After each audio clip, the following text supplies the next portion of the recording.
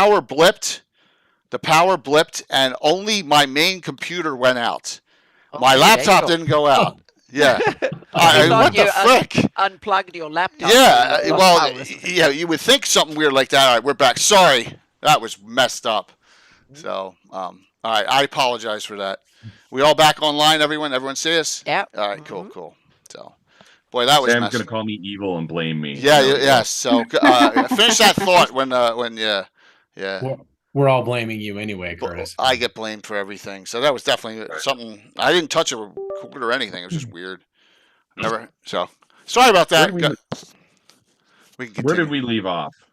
Oh yeah, Jay. We were talking about you. No, I'm kidding. That's okay. That's okay. Yeah, that was weird. That was weird.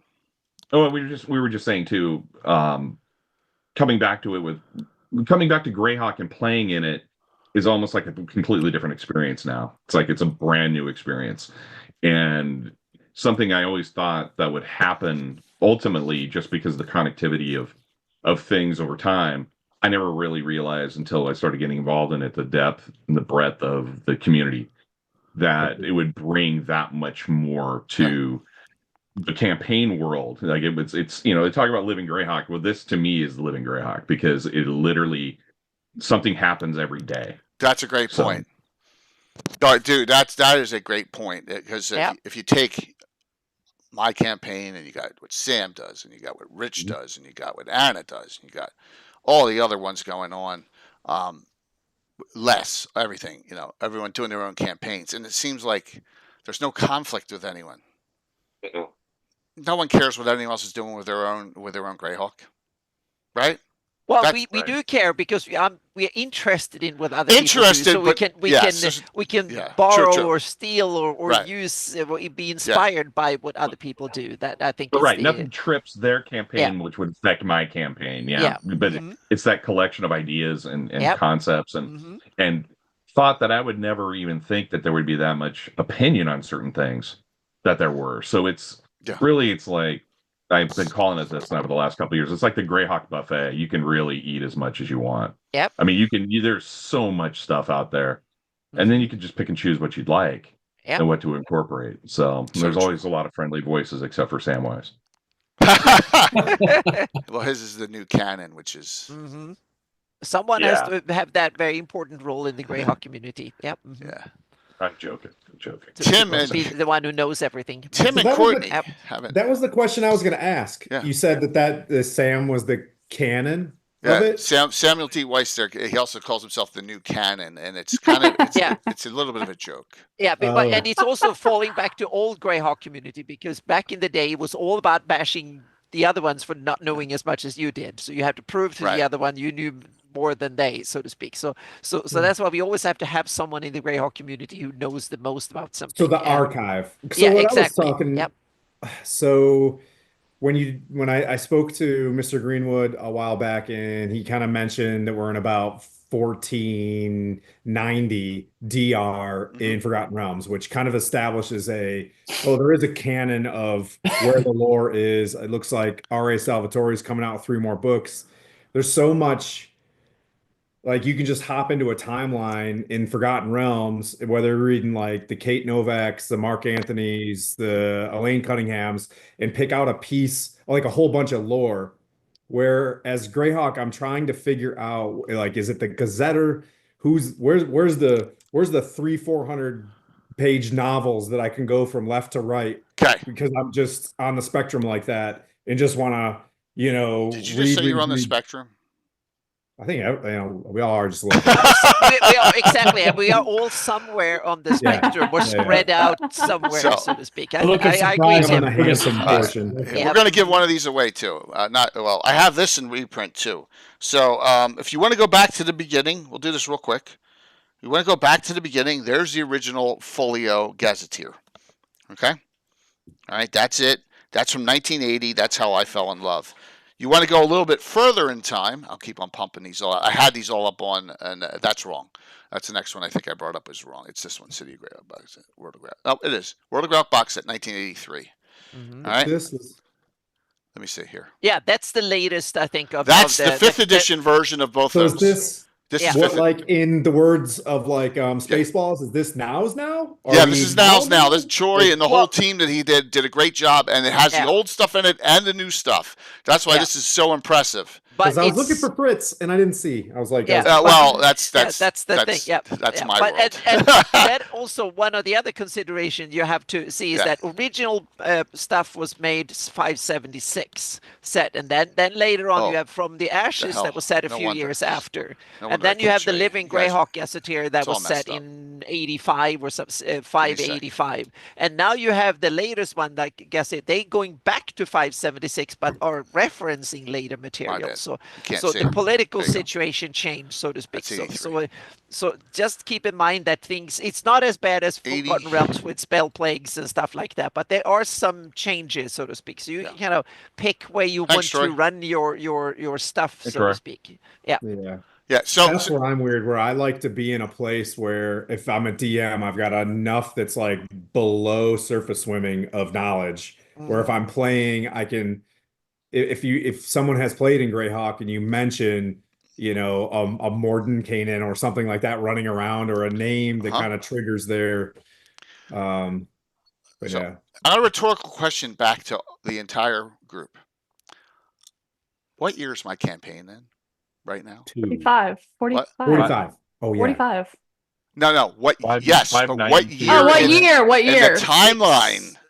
Timeline. 592, No, you're 590. 600. 600. Yeah, 1912. 623. 23. Okay. Yeah. 569. Battle of Emerald You're the Meadows. Fritz. 571 is 572 is when normal people start campaigns, right? Then you go up to 576 is a really base point. Then 581 are the wars. 591 is Living Greyhawk. Does it? The point I'm trying to make. 598-ish is the end of Living Greyhawk. Living Greyhawk, and But all does that, it matter? So to speak. So, yeah. Does it matter in the feel of what you're playing in? Like Well, I'm not a day by day guy, so that Yes, I it leave. depends on Yeah. what situation you want to Yeah. start with. Do you want to start with the Exactly, Bill. 573 situation Hey, and then Gary. use the later information as in spiral to inspire your story, or do you want to start at the end of published lore and use it as the baseline and Yeah, treat it usually as that. ancient history? Yeah, so Yeah, you can pick and choose, or you want to start somewhere in between and then go from there, so to speak. You can make your own fork. You just choose where you want to start, so to speak. So Make your own fork. what I said to let me go back real quick. When I said to John at Blue Box when he was at the height of his streaming and we were doing crossover events, we were actually sharing NPCs. As everyone remembers, right? Rob Ashrin, who now is an NPC in Nuclear Meat. I lent Ashrin to him, and like Rob said, I hated that character when John was playing, and he said, "Well, your time frame's like ahead of mine." I said, "It doesn't matter. No one's gonna. The thought police of Greyhawk's not gonna come after us. You know what I mean? That's unless it was Sam or something like that. But that's just it. Run it whenever you want, and you're not gonna have an issue. Pick a time frame, and then people can help you out because Greyhawk is so spread out, and there's so many things going on. If you're in your own little niche somewhere, it's not going to affect the entirety of a campaign setting. So, for example, if you're in the middle of Nyrons, like Volmoku is, you may have some political undertow, but it doesn't matter what's happening in frickin' Geoff or Sterich. I know I'm talking a little Greek here, but Geoff Goldblum. yeah, Jeff, Geo, and plus everything gets spelled differently. The Grand Duchy of Geoff or Jeff, yeah. So let's get a little. Curtis is accepting he's Fritz. Well, that's up to Curtis there. We can show that. So all right, let's go to this question here. Your favorite Greyhawk character you play in any campaign? That way you can just skip Curtis. We've already established that. Yes.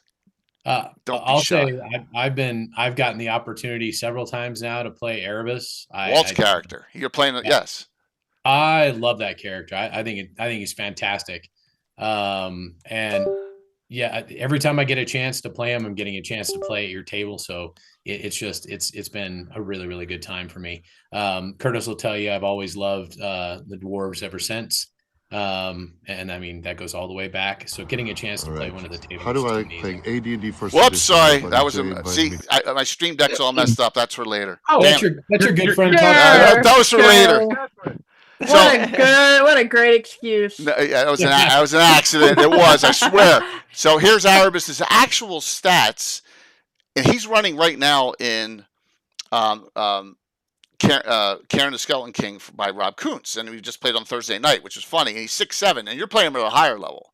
Yeah, so seven. so that he's melded out. But I did give him the +3 weapon that you got in the last adventure. He will have that at the end of this adventure he's doing now. But that's so it may sound strange, but that happens, especially at cons. I let people play other people's characters kind of in a semi, like if the character is killed, I'm not going to have my player character die off. You understand what I'm saying? It just, and that's, I'd rather have people play if they don't have a character in the campaign. I want them to be introduced. So yeah, that's Erebus there. So there you go. 6'7" fighter thief currently in. Let me switch the background on this. There we go. All right, who else? Well, considering I have like so many, I always say this: you'll never forget your first, and Faudelin will always have to be my #1 favorite.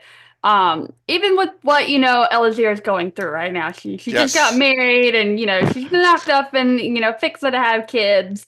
But Faudelin will always be my top favorite character to play. And you're, I may say, and I'm not trying to butter you up, you're getting really good with the mage part of the character. Yeah, I love it. 8/8 fighter magic user. Yes, 8/8 fighter mage. Probably started you at 4/5 or 4/4. And no, I think you started me at 3/3. 3/3, okay. Yeah. So in a year and a half, she's gone up to 8/8. So, getting really good with it. Is a member of Gazumba's house, House Jastrul. Fights with a Bardiche too. As well. And it just, but it's cool. It's cool to have a character like that, and 8th level, you get some really good spells and a lot of items because she played the character a lot. So. Oh, absolutely. Yeah. Really love and she got to play GaryCon for the first time, which I thought was amazing this year. Yeah, she got in with the Slav squad that game. Yeah, it was awesome to get to play her this year. It was great. And a little foreshadowing. The doubleheader event on May 17th. Yeah, I got to play. I was one of the lucky ones and got to play 2 characters of mine at GaryCon this year. One was the wedding, and then Faudelin getting to tag along with the Slav squad game crew. So yeah, that was awesome. It was great. You and Darling, I think, were the only that got in both and got in two out of 3. So that was I'm really appreciative of that. But it's a good character, really good. Love the character. You made her your own too. You've given her her own personality, which is awesome.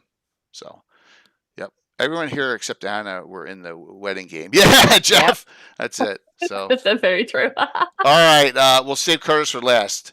So I want to ask, is Tim's not answering? So because I'm not going to go anywhere about the hands or anything. How did you think your fire elementals went yesterday? I think it was awesome. I can't wait till I find a voice for him. I think I did when I did the flaming hands. So we're going to see how that goes. Oh, that's awesome.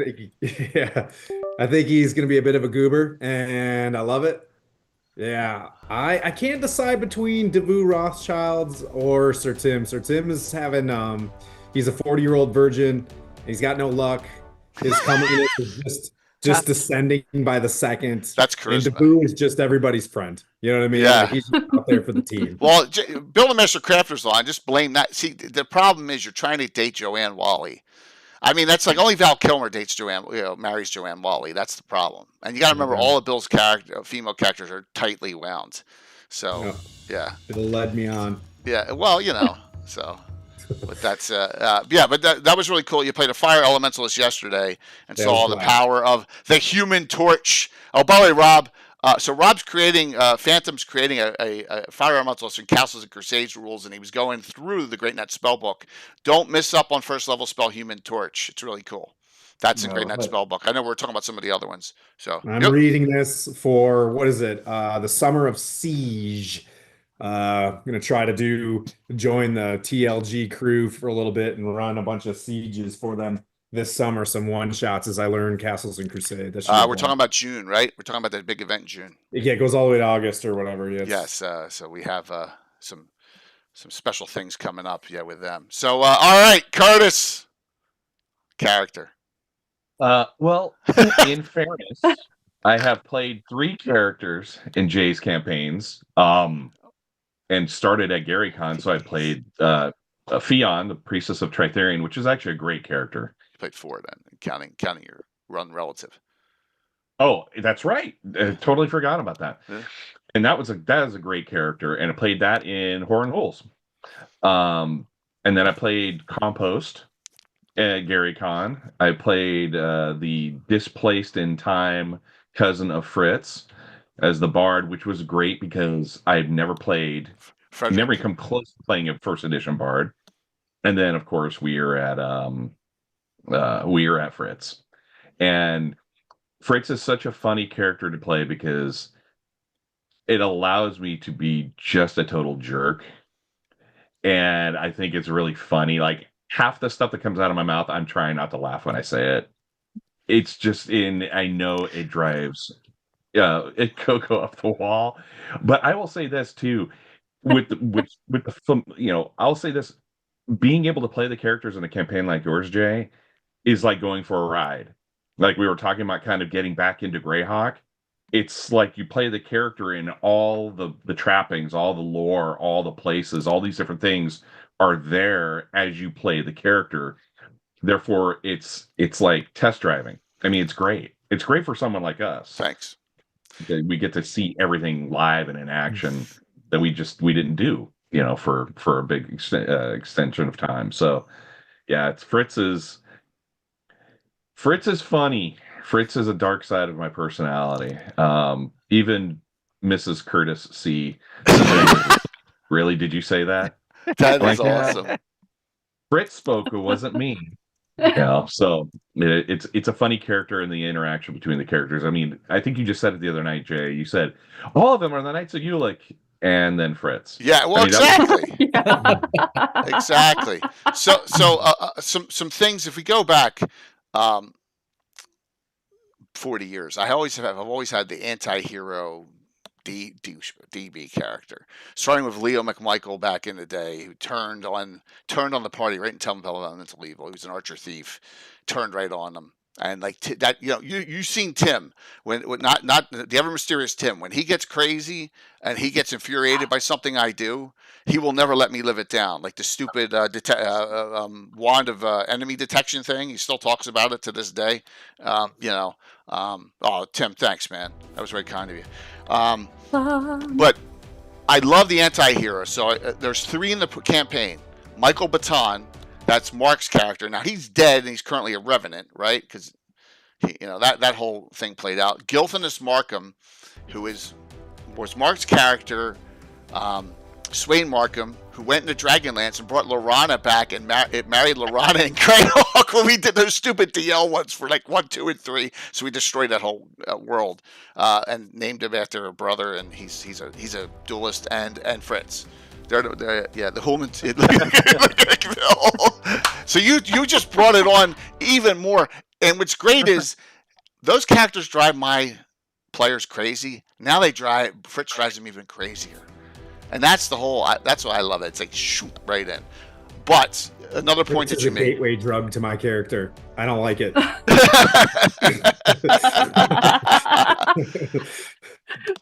But I did do something that you said. At the wedding, I brought back the Amazon group, which I had not used since the 90s. I had not used them. They corrupted Emerson III, and then he was just off on his own as a fallen paladin. But I brought them back for use at that wedding, and then the adventure we did a week ago Thursday, just to show you the lore going back 30, 35 years, And that was the whole thing. I was like so happy I could do that at GaryCon. That was a blast. So I want to ask Anna, and Tim played in Anna's game, and Bill played him. Yeah. So Tim, talk about Anna's game that you played in at GaryCon. Oh man. Okay. So I can't say enough about this. The detail of the map and just being able to know that the topography is so tight and Anna giving like full confidence that she understood where everybody was along not necessarily like the battlefield. It gave you an eerie feeling just traveling down a road, going from keep to keep, fully well knowing that, you know, there are scouts of the bad guys on the left-hand side of the river, and you kind of had to keep it tight. I can't wait. And Gary, who sat to my left, he's excited to play again as well. We want to, you know, that stronghold that we had at that one spot. That was really cool, allowing us to. It felt like we were able to change the destiny Well, yeah, that that you know that series of forts there a little mhm. bit. So that was Yeah. really, really fun.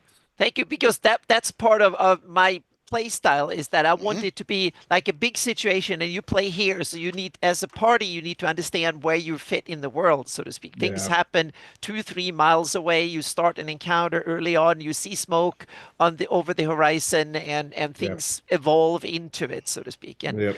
And so yeah, and I've also tweaked the rule system because we got a lot of good insight from that game session. So I've tweaked a Yeah. number of things. So now there And will be a new version of the alpha. Yeah. yeah, and then being able to just be like, actually, yep, that does work better. Shroop, and just keep Yeah. moving on. And hmm everybody Yep. sitting at the table, and yeah, Yeah. it was really cool. I've simplified the dying rules, or I streamlined, because I want to have like there should be 4 kind of health status to play through. First is healthy. That's when you have more than half your hit points. You don't need to worry about anything, and you can just wait 8 hours, or like you take a long rest and you're fully healed. You don't need to worry about anything. And then it's bloodied when you get below half. Then you need to start worrying. You might not heal up unless you Yeah. have magic and long rest and stuff like that, and you might get conditioned. There are certain things you might not be able to do fully and stuff like that. Yeah. And then you run out of hit points in combat and you get into the dying rules.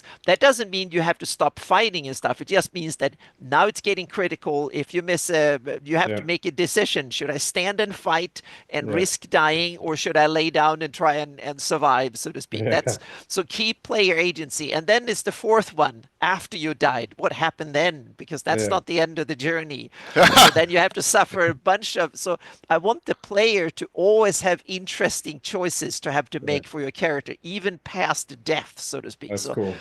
so that's part of, and that was something we never got that far. We were close to hanging on, but I don't think there was that many death saves. But those black trolls were, you dealt Yeah. with them really, really well. Yeah, So, there so was that a was lot of yeah, mean that was stuff. that was 3. So That was a so yeah, blast. exactly. Death is just another adventure, but. And that's why I recommend to everybody, first of all, pick the rule system when you run Greyhawk that fits what you want to do. Pick the right tool for the job. Is it old school, Shadow Dark? Is it the 5th edition? Meaning, pick the right tool for the job you want it to do, and then tweak it a little bit to get it exactly where you want it. So that's my follow-up question, meaning what rule systems do you use to run Greyhawk, and for what reasons, so to speak? Good question. Or play in Greyhawk. Yeah. Ooh. Yeah. So I think. yeah. So Yeah, when we pop over. Go yeah, ahead. Courtney, Guild Superior's done some Greyhawk stuff with you, right? That was in 5th. Yeah. We did 5th edition. It was the Outlaws of Greyhawk, and I can tell the difference because, one, it's 5th edition. This is 1st and 2nd edition. There's a lot more that goes into 5th edition than there does in the old school. But I could still tell that it had the same, layout as 1st edition and the 5th edition, but because it's in the Greyhawk world, so Yeah. it literally felt like I was playing in one of your games, Jay. But Oh, cool. yeah, but I mean, but it was Dave's look on things, and it was in 5th edition, and we were playing and it was a lot more role play than it was fighting in combat. Got it. So it was a little bit different, but it was very fun to play. Awesome. Great. Yeah. What Curtis, Brett, what editions you guys? We're gonna have someone else join the discussion here since we only got 5. We got room for 6. Yes. Sorg. Korg. Awesome. Hey, Korg. Hello. A newbie too. Oh, he's connecting. Yeah. He's connecting. There you go. There you All go. right. What's Hello. up, There we man? are. Hey, man. So we're talking. We're talking experiences in Greyhawk, and thanks Raskol, and thank you all for that great hype train. So Curse and Brett, you guys what edition you guys playing in when you are running your Bernial campaign? Currently running it 5th edition. And 5th, okay. Yeah, it was my first experiment really with 5th edition, and got some people into the game that hadn't tried it before. Right. So it was easier to set them up with 5e, something they were a little experienced with, and run it that way. But we are talking about rolling it back, and some of the games I want to run at conventions, I want to run 1st edition. So really easy, I think, to make the switch back and forth, especially since, most of my experience is a blended 1e, 2e. Cool. So yeah, playing in Brett's was the fifth edition. I'm playing in Asher's CNC campaign every couple weeks with us and some of the hooligans. Nice. Played CNC in Rob's Greyhawk campaign, 1st edition. But with like ours, it was like kind of 1st and 2nd, a little bit of meld, some very similar to kind of what you've done, Jay, for a long time. But I'll add this too. Coming to Greyhawk also marries up at a different time of my life where I've started to want to develop more stuff and start to run more things outside of Champions. I'd never run a game at a convention ever. And I ran 2 years ago started doing it 2 years ago at GaryCon in Greyhawk. It wasn't Forgotten Realms, which I would have a far better depth of knowledge. I feel like just getting involved in Greyhawk and running Greyhawk stuff. I won't say I won't run Forgotten Realms, but the first time I ever ran a campaign or even a one-shot at a convention was Greyhawk. And that was something we were just revisiting, coming back to it. So, and the irony of that is we all love Ed so much. Yes. I have said this more than once. I'm like, how is there not that other community embracing him? I don't know. Yeah, we don't know. Exactly. I'm like, Real. come on. It's like running a Tolkien society, and you don't want Tolkien, or Middle Earth fan club, and you don't want Tolkien there. Come on. So strange. Yeah. It's insane. It's crazy, and we've had the fortune to be able to work with him with Tower Gygax the last couple of years too. And He's simply awesome. Yeah, it's like I want to start a Forgotten Realms fan club too. I want to be in that community, but I don't have that many hours. No. Because I like him coming on our show every 2 months on Gabbin. Yes, and exactly. That's the thing. Yeah. I'm sorry. But we love Ed. Yeah, you gotta love Jay's it. like hard stop. No. Yeah. Right. So 1E, 2E, CNC, and then 5E in Brett's campaign. It's kind of those are the additions of the things we played. So Tim, about you, you're gonna be doing a little Greyhawk. I'm assuming in 5th, right? Yeah. Yep. So we're transitioning to the 2024 rule set to experiment with it. But I think our table is always, just the way Anna was saying, whatever works best works. If you get a little bit more AC from the cover that you're behind, we could discuss it. There's a difference between, I suppose, like a picket fence and a solid wall, right? So we adjust things as we go, and I've been learning a lot of things from your gameplay as well. We come to agreements mainly in our session zeros and as we play along and adjust our rule sets along the way. Welcome, Korg the Mighty, everyone. So we got to ask him one of the first questions we ask. And Korg, if you want to tell us a little about yourself and your channel, that's awesome. But also the question is, what's your favorite Greyhawk character? I guess starting off, hello, name's Korg the Mighty. I like talking about lore things on YouTube, TikTok, and then I live stream on Twitch. Favorite Greyhawk character? You can say Fritz Winchester. It's all right. No, because here's the distinction there. Fritz Winchester is not my favorite character. How Curtis plays Fritz Winchester is one of my favorite things. There's a That's awesome, right? No. Like if somebody had told me that Fritz Winchester was gonna be in a session, I'd be like, okay. Somebody tells me that Curtis is playing Fritz. Like you can't have one without the other, right? I'm trying to make that happen all the time. Yes, except no substitutions. Yeah, I thought it'd be a smack dab. Maram was your favorite, man. Yeah, He's my favorite character to play.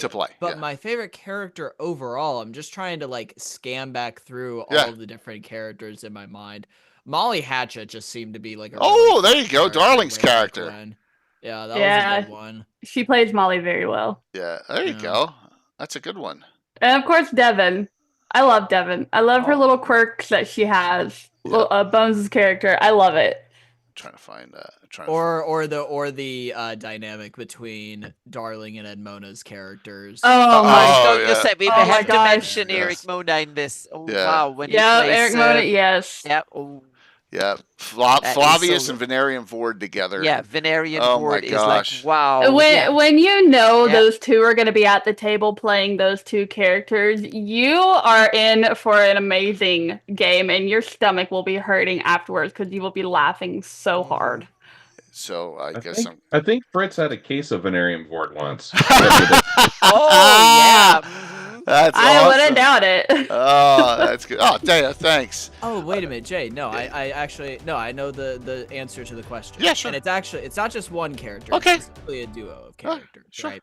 Talking about like duos of characters, Maram is one of them. Maram and Cobra, specifically. Yeah, Cobra. Yeah. There we go. Okay. I mean, that's awesome to hear. I'm sorry. I always still say Heather Hex. I'm not going to say Vile. Vile. I got to get her back on. I know she's actually streaming right now, playing Elder Scrolls. But I got to get her back into a game. Absolutely. That is a real good. Yeah. What'd she say? Next time you smile at me, I'm going to kill you or something. One time. Well, the two of them canonically beat the shit out of each other each weekend because they're constantly training off of each other, and I just love that dynamic to bits. So, Darling, you're on. I'm going to show this for everyone as a little foreshadowing. Here's the Philadelphia area gaming. Oh man, did I just crash the stream again? Oh my God, I thought I did for a second. I was like, here's the Philadelphia Area Gaming Expo, and here's submitted events, and here is Greed is Good is the name of it. Friday morning. Let's see. An official adventure in the 46-year order. I put 46 because it'll be next year. Orderville Greyhawk campaign. Join the Slav Squad with Eric Martin, Darling Creepshow, and Little Bones for another dangerous mission of this legendary adventuring group. So there you go. So it is coming to Page. Woo! That's awesome. And Love is in the Air. And that'll be with hopefully Eric Menge's Eric and so this one will be join Two Drink members Tony Winslow, Brill, Darling Creepshow, Eric Menge, Astro Lyre, and Eric Boyd. So there you go. So and they're in and submitted. Yes. So I just wanted to share that with you there, everyone. You're going to get to see, and you don't have to wait. You're not going to have to wait till GaryCon next year, and we have our own rooms. I may be able to stream them. We'll see. Philadelphia. What's that? Philadelphia. It's Sunshine City. Yeah, but we're not in Philly. It's outside Philly. It's not even in the. It's in the King of Prussia, Oaks area outside. It's like 45 minutes outside of Philadelphia, which is great. It's nice and just it's like the suburbs. So fiber connection maybe. Yeah, so we'll work on that, Darling. Because we're trying to get an adventure on the 17th. We will have an adventure on 5/17. So just to share that. So good to hear. All right. So my next question, because we went over additions. Cork, you've only played Greyhawk in my campaign. Have you played in any other ones? I haven't played Greyhawk in any other campaign. No. Okay. But wait a minute. Rob, the game that I was in that one time on your probably channel, was during the big charity thing. Yeah, then you were playing Greyhawk. That might be. Oh, okay. Probably Greyhawk. Yeah, that was Greyhawk. Yep. Yeah, that was Greyhawk. Was that a different edition? Was that 5e? I can't remember. He probably did CNC. Yeah, you did. Rob is probably CNC. Yep. So then I guess there you go. All right, cool. Yeah. Cool. All right. Here's the question. Give me your most hated character, NPC, or monster in Greyhawk. Well, that's easy. Junior. Junior. Yeah, obviously, yeah. Great point, Tim. All right, so you're Well, human trafficking C word. but he's a half halfling, half orc. He's misunderstood.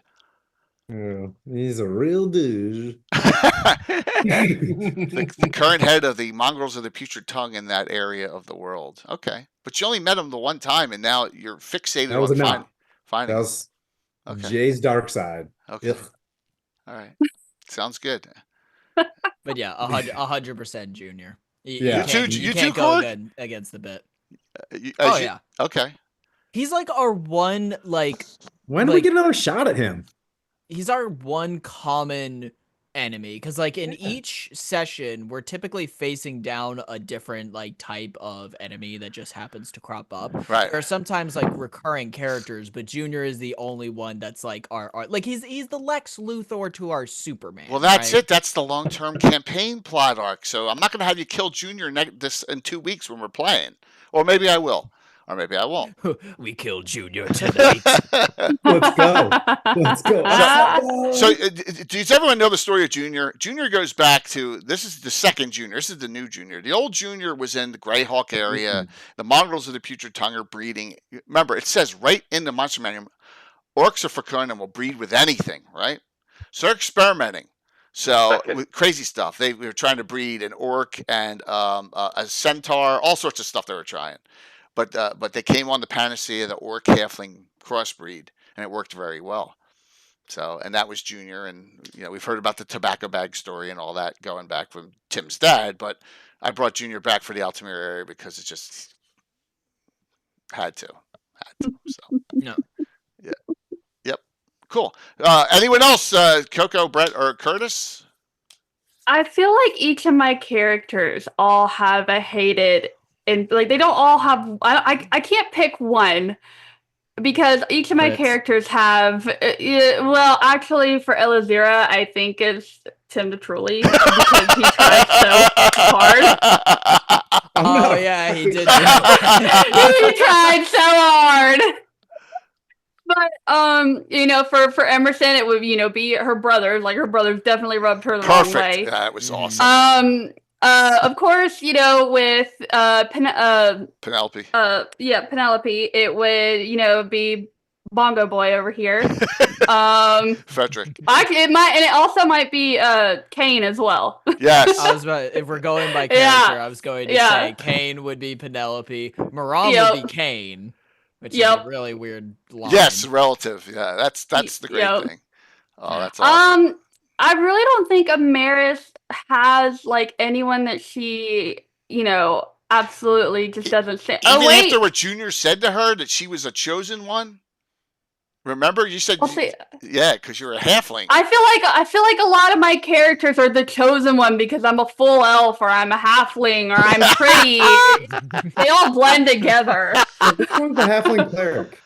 That's our that's Amaris. Yeah, that's Amaris. That's Amaris White Claw. Awesome. Yeah. You see, she I don't think she has like a bone in her body that could hate anybody. Yeah, they tend to be that way. So she just wants uppies. Anybody, but Coco's at the top of my 100%. You made off with all the treasure. Oh, Penelope. Yeah. Penelope is at the top of the list. I brought you to the present. What could you be so upset about that for? You're in the future, your present day now. Come on, man. I helped y'all time travel. Fair point. It's so I can murder you. Yes. What a great. That was so I was so punch drunk. We were talking about that earlier. I was like, Tim and I couldn't even calculate plus hit and damage. I couldn't do it. It was that third 24-hour stream. I'm like, plus 7 and plus 20 damage. That's fine. Yeah, it's just. Well, I had to message Jay before, and I was like, I'm gonna make off with everything. I hope you know that. So just be prepared when I kind of like give you like a signal. Yeah. That's what I'm doing. Yeah, everyone else is down fighting the orange dragon, which orange, if you know those colors, orange, yellow, and purple dragons are all nasty, and they're fighting the orange dragon. She's up top, killing the guy up top, and then that's it. She takes all the stuff and go on. I need a breath weapon for that treasure. Brutal. It was fun. But then, hey, you all got characters. You all got those characters in the present day, which I think was a nice quirk. So I would say, Jay, Fritz has many enemies. I would say in the latest stages of his life, the people that he either despises or fears the most, or any other female relatives that may be still out there. I thought you were going to say any transmittable disease that he could possibly get. That's why you really don't despise the fungal queen? No? Well, I mean, that, yeah. I think he just accepts that as the price of doing business. I think it's like that opposite side of the coin of despise and fear. Because every time Fritz walks into the Tickling Feather, it's like, oh, is this another relative? I mean, that knows what's happening at this point. You gave him PTSD, Jay. Good job. Good job. Hands to clap to you. Well done.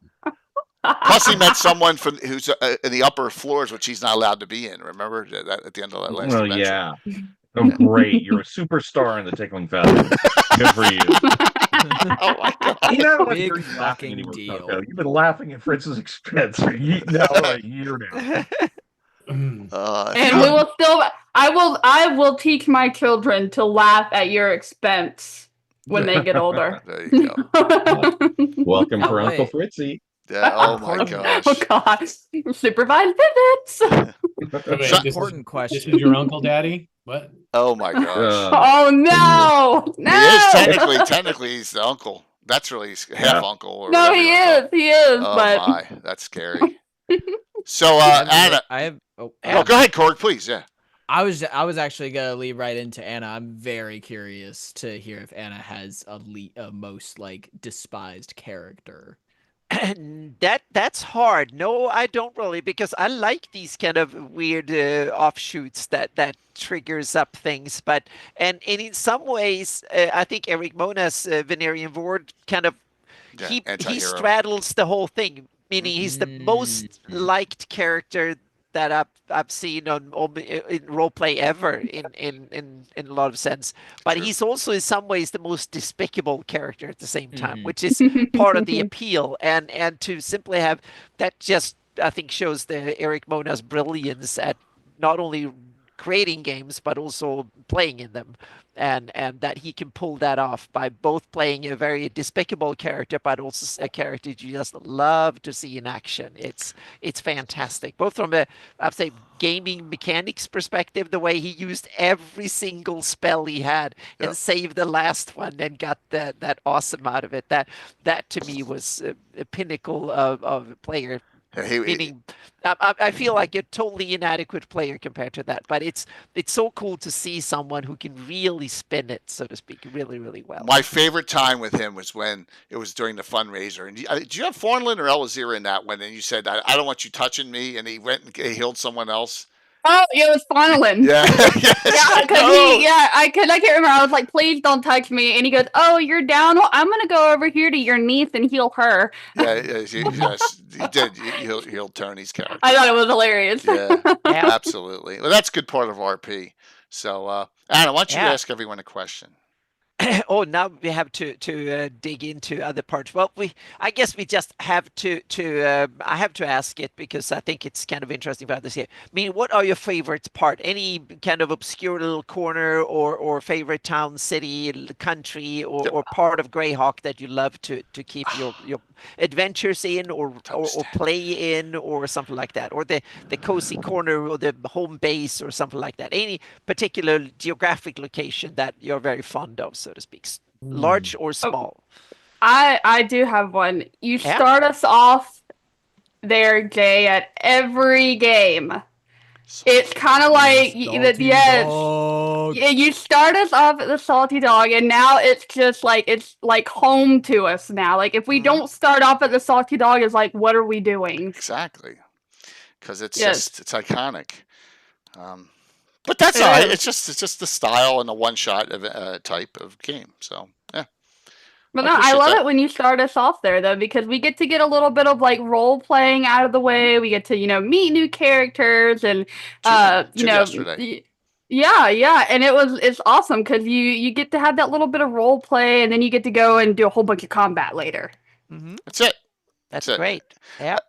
I'm not the one that's the RP light, but I just understand that in our format with special event groups, if you don't finish, we may not play for 2-3 months again. And I was like, what happened? What happened? It's just like at a convention. So like with my guys, we got a couple rooms done Thursday night in Karen Skeleton King. Oh, we're going to continue that next week because I know they're going to be here. Now they're going to be here gassing up the room or whatever, but I know they're going to be there. So that's just the way it goes. But it's just the format style. So, but I appreciate that. Anyone else with a location or city or? Yeah. I know with Fritz, it goes without saying, right? But for Curtis, the player, and also just on a more macro level, coming back to Greyhawk has really connected me back to the 70s, early mid 80s modules, like the first run 1E modules, that a lot of which I never did play in.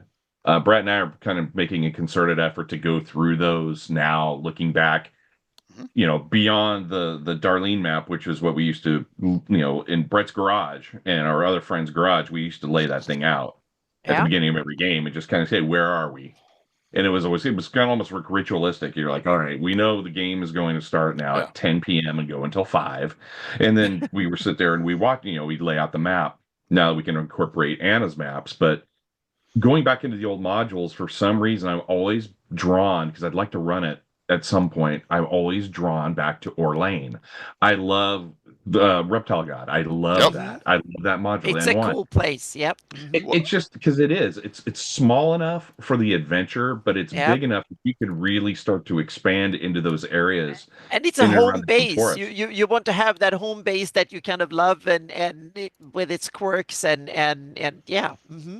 Yeah, Cult of the Reptile God is one of my favorite old school modules, which leads right into Doug Niles being here in a little over a month. Yeah, but June 1st. For me, that's kind of that connective tissue going back into the older school time frame.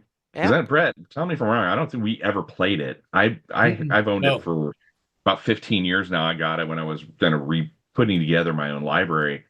And that's what always hooks with me. I always go back to that area because I always have another idea for something that I might like to do. But yeah, it is. And it's got that area where there's plenty of stuff you can be doing at any given point. You can create so many different avenues from there.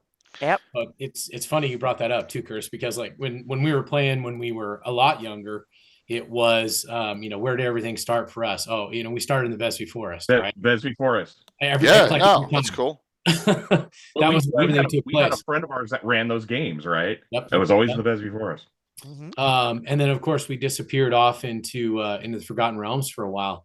And while Curtis has dove back into a lot of the old school lore and looking at some of the older modules, which we've both been doing, I just wanted to create a home of my own. So that's why I ended up creating my Rolf's Landing space, which is way up in the Bernial.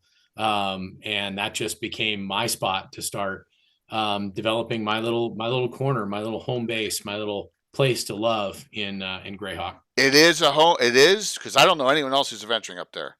I mean, seriously, that's really cool. It's like, you know what it reminds me of? It reminds me of what adventuring would be like in that Leonardo DiCaprio movie where his kid gets killed. Revenant. That's what it reminds me of. That's exactly what I talked to Brett about. Yeah. Absolutely. Yeah, Rolf is a unique character. There's actually a backstory to him that Curtis knows and nobody else. So don't try to pry it out of him. But very cool. Yeah. Very, very cool. It's our own little spot. And I think that ties into the thing that I think I can recommend. You don't have to take a pre-made. That's one thing that I think you can homebrew. You can homebrew your own little place that can then grow into something. That is something I highly recommend for each campaign. You should have a place where you stat out and so on that you can come back to, because that anchors the campaign, and it also gives a cool place where you can come back to, which is a lot more fun afterwards. When you played for a few years, you can come back again and see how it developed and evolved into things. So, and might eventually become like Jay. It's a thing in itself that takes on a bigger life than in your campaign. So yeah. Very cool. It's a good question. Really good question. What? I know. Go ahead, Cork, please. I was going to go. I have two places in my mind. One being Trade Town. Yeah. Because Awesome. Rom, my character, has taken a very special interest in Trade Town, attempting to Side of Altamira. purchase a house out there, helping train up the city guard. My boy Myron started out as a lowly foot soldier, worked his way up to a corporal with my advice, and got a nat 20 and killed a beast man last time we saw him. It's my boy. But yeah, it's just a location that we visited multiple times at this point and gotten to interact with the some of the NPCs, alluring Alva, who could forget. Oh my gosh. And then the second place would have to be Happy Springs, specifically the time that we gave them the gift of Giving Day and made it. Oh my gosh, that was awesome. I forgot about that. Oh my gosh. And I was naked. Rudolph. My armor was melted. That's yes. right. Yeah. Because it's it happens hazing, sometimes. because hazing. Yes, Happy Springs, and that. So and we have a lot of characters. Like my games, I will put, especially those local games, I'll start putting characters like Rosie's from Happy Springs. Oh my God, my brain just shut off. Korg. Oh my God, he just played yesterday. Barlow. Barlow is from Happy Springs. Barlow. Yeah, I'm sorry. Barlow Maple Leaf. Barlow Maple Leaf. Yeah. Jay, you have so many characters rattling around in your brain at any given point. It's totally understandable to get a couple of them off. Yeah, I know. It's just for example, Alan counted his characters, counting retireds. He has 92 characters. I don't even know how, in 45 years. That's 2 a year, roughly. But, I think, 5 is reasonable right nowadays. Let's see. Darling's got Flavius, Rosie, Molly. I'm missing one. Maybe I'm not. 3. I thought she had a 4th. There's 3 that I remember. I thought there was a 4th one. Damn. Bones has got like 3. And she has Lucinda now from the Avon group. So Korg's got 4. Tim's got 3. Curtis has got 2, and Brett's got 10. Brett playing out technically has 2 as well. So all right, cool. Lots of Kurt. I don't even know, man. I'm getting old. I'm like I hate when I forget stuff. It drives me crazy. All right. If anyone in the audience wants to ask a question, please do. But what would you like to see in a plot line in any time in the near future? And it could be with Anna's thing, Good which question. she's doing. Yeah. Okay. You want to ask your question first? No, please. Yeah. That was such a good question. Thank you. A plot line or a plot line twist was it could be with a character, it could be with a group, and don't just say I want Junior dead. I want to see how they deal with Penelope. So we were going to do another one with that group. Okay. Yeah, she's hoping for a redemption arc. I haven't played her in a while.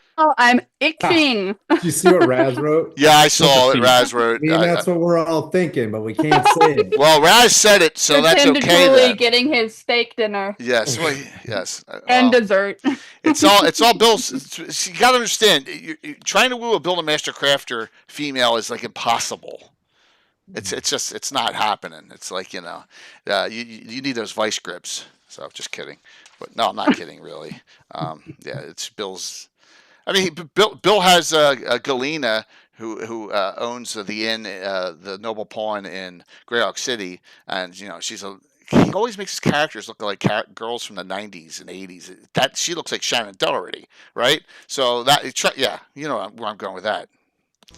It's always something like that. Crispy Bangs, thank you. All right, so that's good. So Penelope, a Penelope line. Anyone else?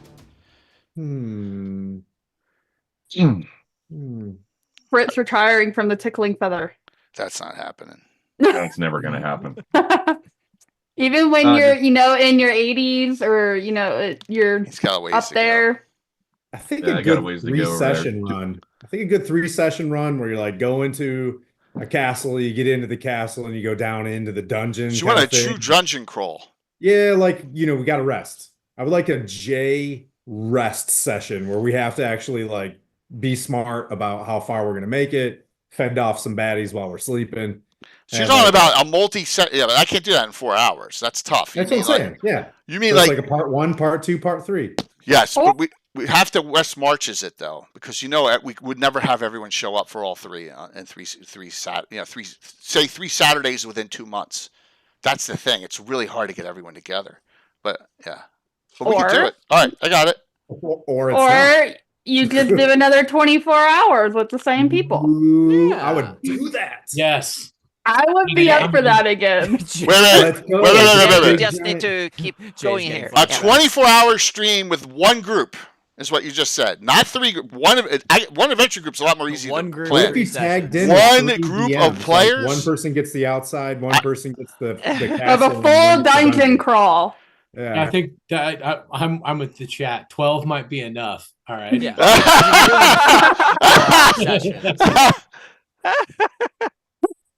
Oh my god! Or a 12-hour, yeah, with one group. Yeah. How about I run a classic adventure? That'd be fun. Having done that with you, Jay, with Brett and I doing Thurston at Founders and Legends, that was awesome. That's exactly what I was thinking. Let's do Showcanth, man. That was fun. Really? Because Fritz and Arbus. Did you have Arbus for that? I did have Arbus for that. Oh, we do Showcanth with Knights and Wheel characters. Can we use our big characters, or do we have to go back to little guys? What do you mean little guy? No. That's like levels 8, 9, 10. Yeah, it's legit. Sir Tim will be there. Level. What's that? Higher level adventure. So Tim's only 1 level. Oh, he's 8. No, he's 7. You're fine. You're fine. We're not talking about next week, man. I know. It has to be, if we're going to do this, it has to be before I get my second hip surgery, right? So it's got to be like in July. Has to be. Because I get my second hip surgery beginning of August, it looks like, and then I'm out. You know, there's no way I could do I could do a 24-hour stream right now. I couldn't do it, right? There's just no way physically I could, but in a couple months I could, right? I'm not asking you to start right now, but if you want to, let's go. I got to be at work at 5 a.m. We could about do this. Oh my gosh! Realize, Jay, after your second surgery, during recovery, you're not doing anything else anyway, so you can just plug your webcam and into your bed and keep going. Hey, Dyson.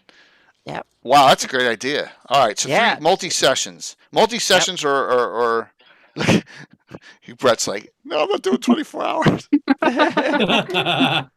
but that leaves the chance of bringing in like a special guest for each 8-hour block for some reason. Yeah, I could always rotate in an extra character. Yeah, for special guests. That's a great idea. On the line at 16 hours though. That's enough. Hey, I want to do a full 24-hour. I want to get that under my belt. For the second time? I didn't do the full 24-hour. I had like 6 hours in between my first and second game. Oh, okay. So you did it. You did 18 of them. Wait.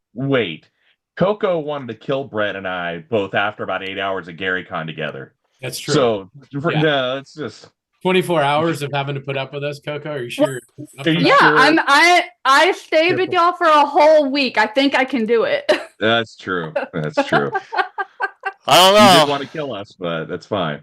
Well, I can't. Y'all are, we're separated by, many miles and a computer screen. BB, I am not running 2 Mahars and Mud Sorcerer's Tomb.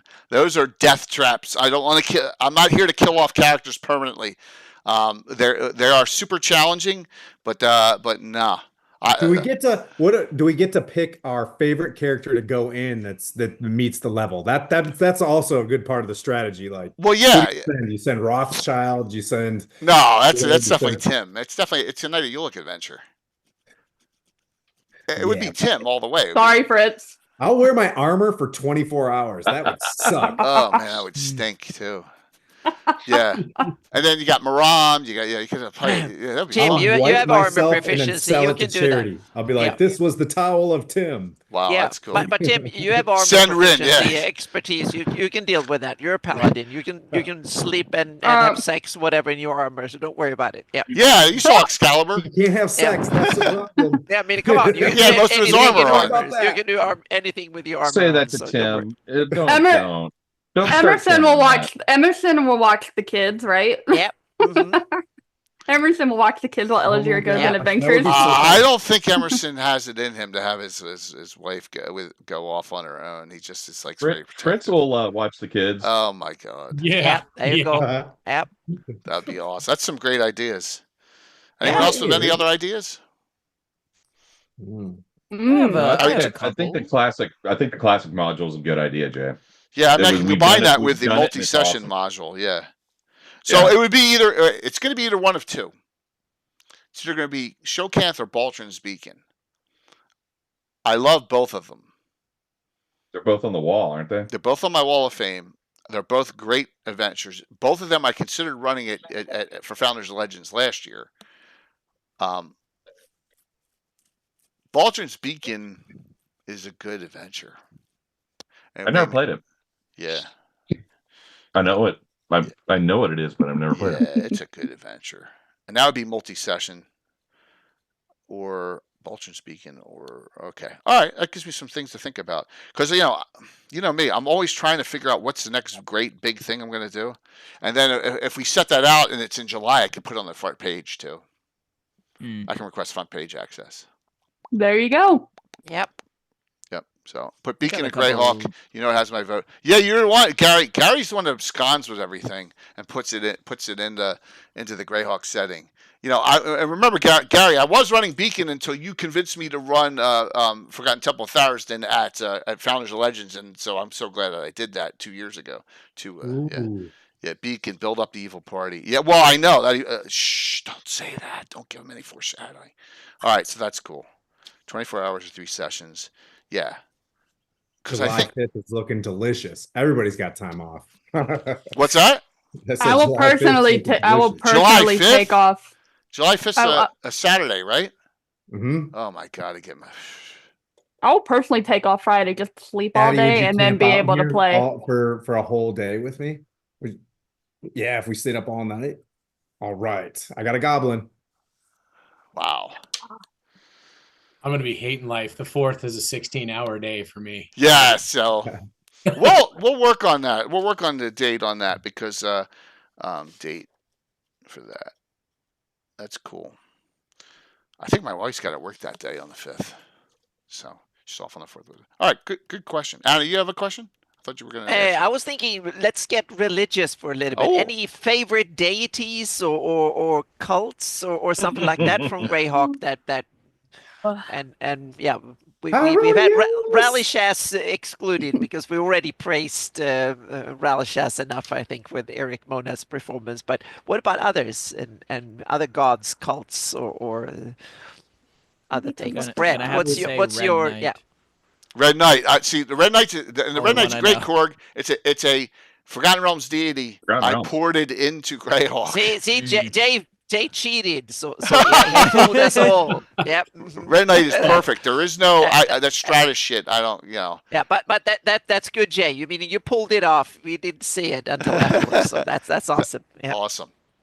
Heronius. So, one character that I do, my next character that I do get to create, I want her deity to be Apora.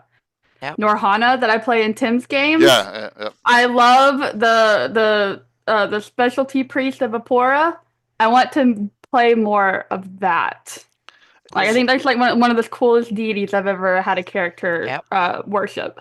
Yeah, and I love Gary Convid. Tim, when you made Urtin, the Heronian paladin, really count, so to speak. That was a lot of fun to see. I can't wait to play him again. I'm pretty sure he's at least second favorite. Yeah, he can hit hard.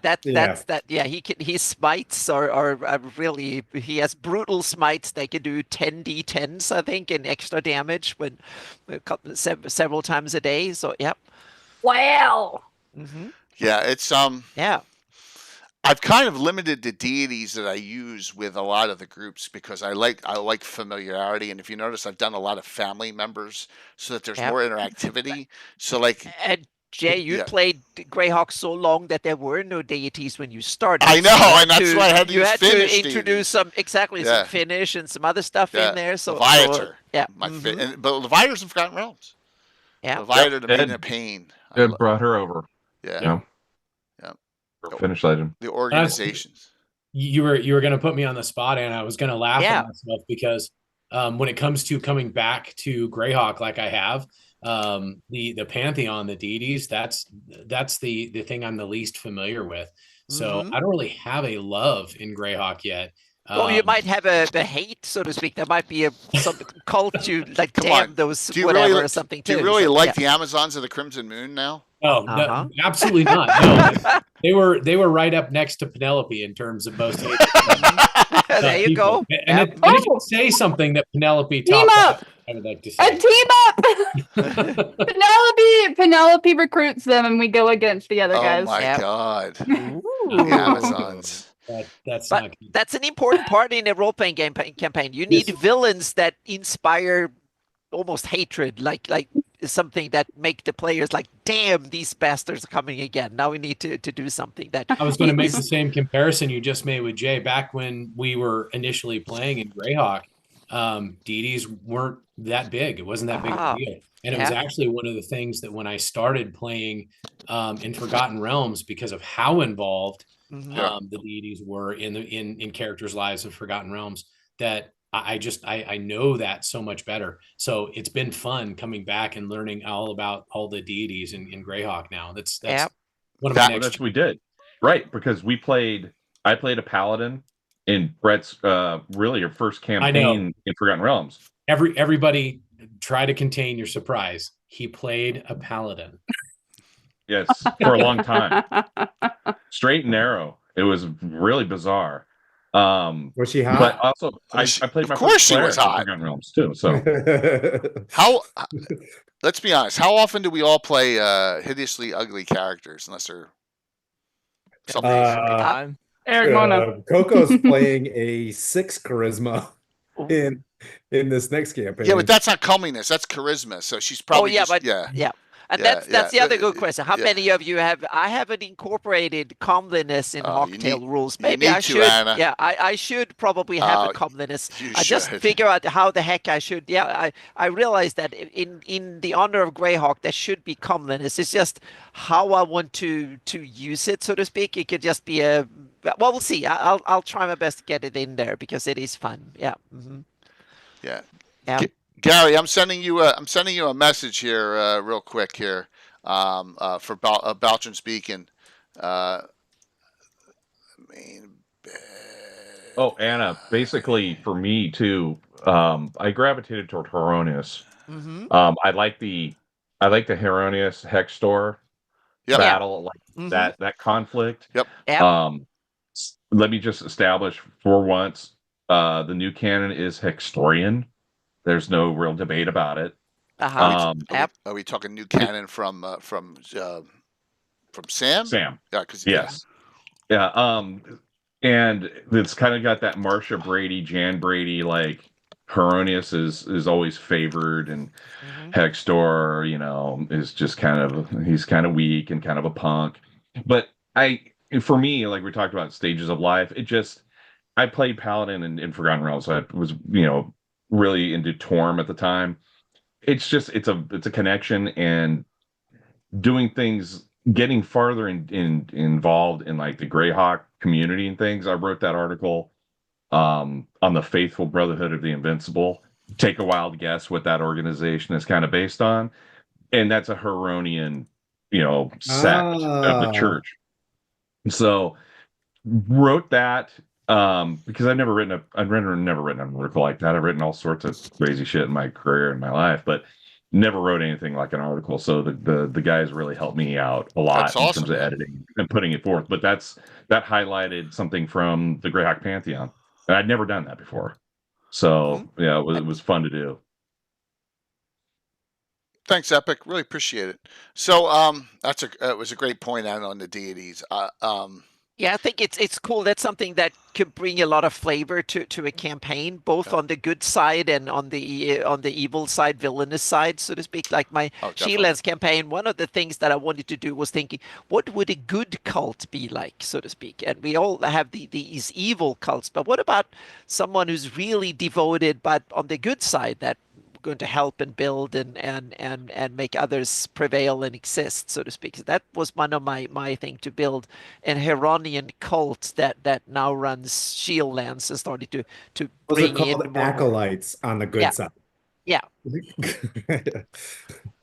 So that was and also to build in both the little down on the ground that we played in my scenarios and the games we've had, but also to have the really big picture. What is the struggle between the Heronians and the Hextorians on the world scale?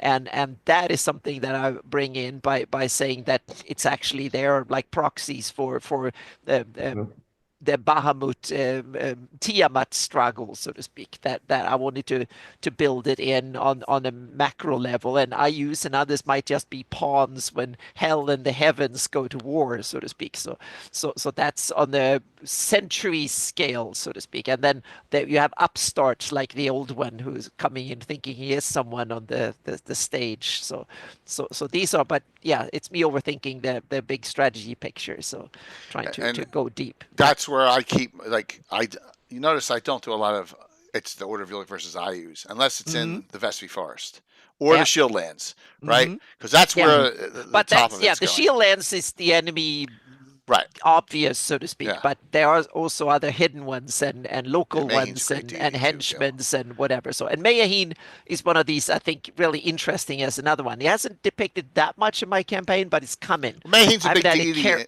in Harby.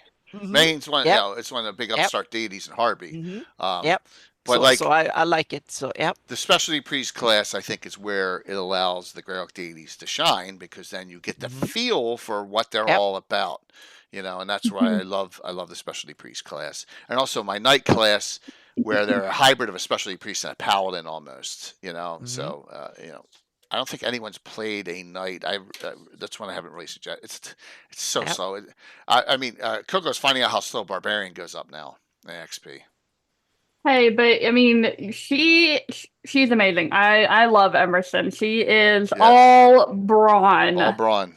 In the fights, and I don't have to worry about spells or anything. And it's just you just go in, you just start whacking stuff. Mayaheen is so interesting, and I'm weaving it in more and more in my crit wall. There is now a Mayaheen cult coming in, so to speak, and that was one of the tests to see what that would be. The Heronians may not like that. Oh yes, they do. Yeah. All right. Did any of the five of you want questions for any of the other group? The rest of the group? Yeah. How about that? I have a question for the rest of you. Boy, do I have questions for Tim. But no, for another venue. That's called an interrogation. Yeah. Yeah. So let me see. Me with a good time. Yeah, I think I got a really great pick from Balador, the patron of bears. That's interesting. Yeah. That's for Asher. Here. Let's see. Everyone that's in here except Anna is in this picture from GaryCon. Where there we go. Look at that group. Oh yeah. Oh, I was in timeout. You were in timeout. Yeah. You were not. Tim was put in the corner. So people missing here. There's Bill the Master Crafter. There's Alex Stabinsky.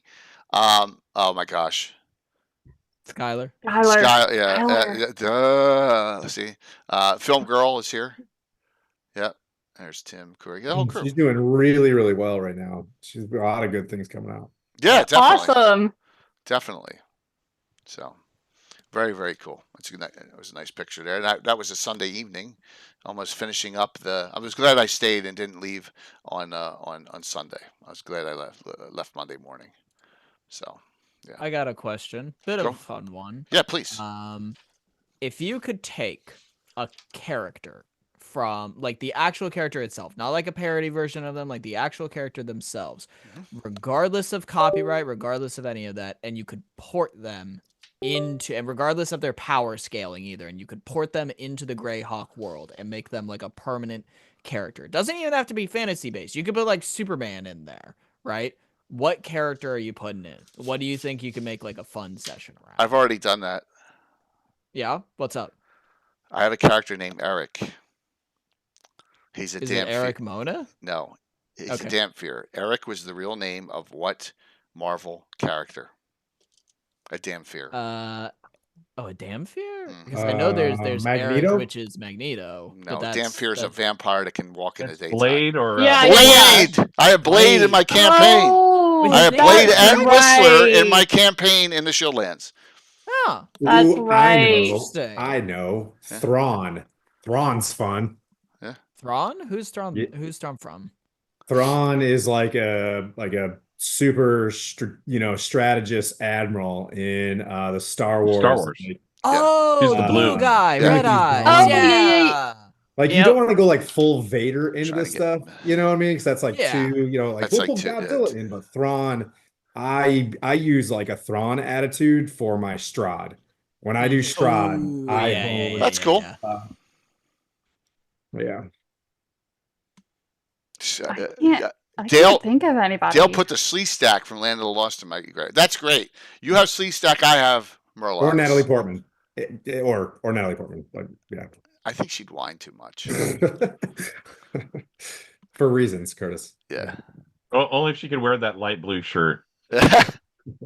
Dracula. Dracula's done, Night Night Lady. That's Strahd. Strahd is Dracula. Yeah. It's I gotta done. stop being He's mean to not Tim. really in Greyhawk. He's just Greyhawk adjacent, kind of. Yeah. He's in my Greyhawk. Oh, yeah, but I mean in published Greyhawk, but yeah. First antagonist in the Now Legacy. But the series. closest is Black Splinter, the prince that resides in Black Splinter. He's probably the closest to Dracula in published Greyhawk in Ivid the Undying. Yeah. Oh, okay. Yep. Yeah. I think they do call it Poured Legacy. in my champions character. I think that would probably be a really good time. What, your Oh alien my guy? gosh, yes. Pour Reviler, in. yes. Reviler, yeah. Reviler's That's not funny, is Jeff. more demonic than it. Can you yeah. imagine any of the champions characters in the Greyhawk setting? Yeah, Fritz and At the Rocket Dracula moment- are the same character. Oh make my that god. happen. Oh my Yes. god. It's the same. It's the same exact character. It's just I'm playing him, and yeah. So, speaking of that, everyone here, this is I haven't finished this banner because I'm not sure who the final player is yet. But this is coming Saturday, May 17th at noon Eastern. Oh, yeah. Bill can't play? Hey, he hasn't confirmed yet. Bill. Bill. Bill's not on right now. I think he had to go with his son. Bill and Tim are the two options, and then after that, we'll open it up if we can't. Either one of them cannot play. Okay. So it's Bill or the ever mysterious Tim. It's open to, and then there'll be another game that Saturday night with Soft Squad 2 drink minimum crossover. So That's I a was lot of gonna say, D&D Jay, for you, buddy. what's that? That That's is Oh, go ahead, Tim. No, I was just saying that's a lot of D&D. Well, that's champions. And you're yeah. complaining about a 12-hour stream. Yeah, but- Come on, but- Jay. but I'm just I jumped set spike. For the champions game, I'm just sitting here. I'm sitting right here where I am now playing, and then everything will be set up downstairs already for the game that night, right? So it's not that big of a deal, you know. And the way Champions runs too, I have so many story arcs, and I have probably a dozen to 15 characters that are either being ready to be played or playing in this world. And it's now I have a greater appreciation for what you do, Jay, just even on a smaller scale of having all these different storylines and characters and everything else, because all these different story arcs in the Champions world are all happening and overlapping in time. Exactly. So That's the fun yeah, part it's of pretty it. crazy. That's the fun part of it. It's just hard to keep track of sometimes, and sometimes you make a mistake here and there, but, you know, it's just part of the fun. It's having all that going on and having the groups cross over, you know, and having the groups sometimes. That's what we did at Gary Con. butt I had heads. 3 separate groups all intersecting at that one table. I wish I until we wasn't couldn't- passed out. until we couldn't go any I was like, exactly. That was awesome. Though. I was so glad to play Champions again that day. Yep. It's really. So it was we'll that do it again in Saturday a couple night. weeks. So, good questions. Let's see what else. I got another fun question. Go for it. Here. Yeah. And this is one even more specific to the Greyhawk world. So picture this, everybody. Picture this. You're invited to a session. Jay's hosting it, right? But instead of waking up in the Salty Dog, you instead wake up in some sort of dungeon But when you go to like move your hands, your legs, your everything, your body, you find that it doesn't exactly move the way that you typically expect it to. You find that your mind has been ported into a Greyhawk monster. Are you talking about you being isekai'd into the Greyhawk world into a monster right now? Your character's mind has been ported into any monster of your choosing. Gelatinous cube, 100%. Gelatinous cube. Oh wow! Mine would a boggle because I can't stand them. Ooh. Boggles. I feel like Tim is going to pick Junior so he can throw himself Oh, yeah. off the cliff. I was thinking. Greyhawk Dragon, yeah. Curtis definitely wanted. Oh. Yeah, I was gonna say, Fritz is that's like waking up on a Tuesday. He lives in there too. Yeah, that's a good question. That's a good idea for a reverse dungeon. Somehow someone absconds with your minds and you're all, and the monsters are now in the adventurers' bodies, and you have to survive against them. You have to mind swap. That's a mirror episode from Star Trek. Mm. Yeah. Yeah. That would be very fun to play. It would be. It would be interesting. It would be an interesting concept idea. Except that it would have to be, we couldn't make it any monster because we can't have Tarrasques and dragons and all sorts of. Not with that attitude. Yeah, well, running around. Just have a table of 20 monsters. When we start, we roll a d20, and you're like, all right. But then you're going to roll a 2, which is going to be Dung Beetle. No, he's gonna be the monster that we went against on Saturday. Really good friends. I just want to say, I leave here and my confidence is real high. My self-esteem. Tim automatically goes in the poop golem. I'm sorry.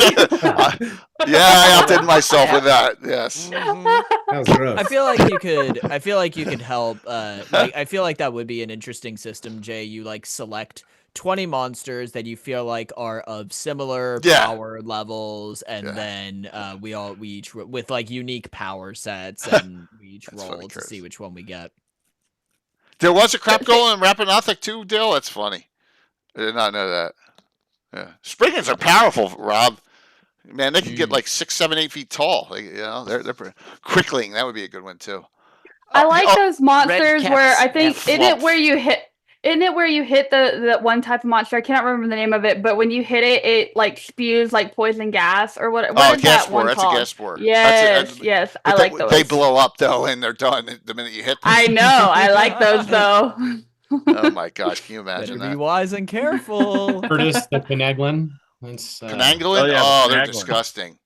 Yeah, because if I was one of those, and I was playing with Fritz, I would immediately run after Fritz's body just. Mess with Fritz's character. That'd be awesome. A Penaglin on Fritz. Now, to torture you off, I actually ran it. I'd make you all frickin' Modrons because I can't stand them. And one would be a 2x4, another one would be a frickin' triangle, and I just, oh my god, right? Those damn Modrons, awesome. No, I'm just kidding. Sounds like a Marvel movie. BB, it could be a lot of fun to do that. Tim.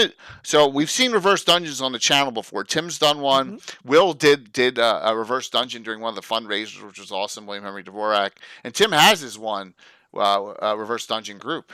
So Brunka, I have an adventure where there are 2 oozes that live in the cesspool on the estate. That's awesome. Damn.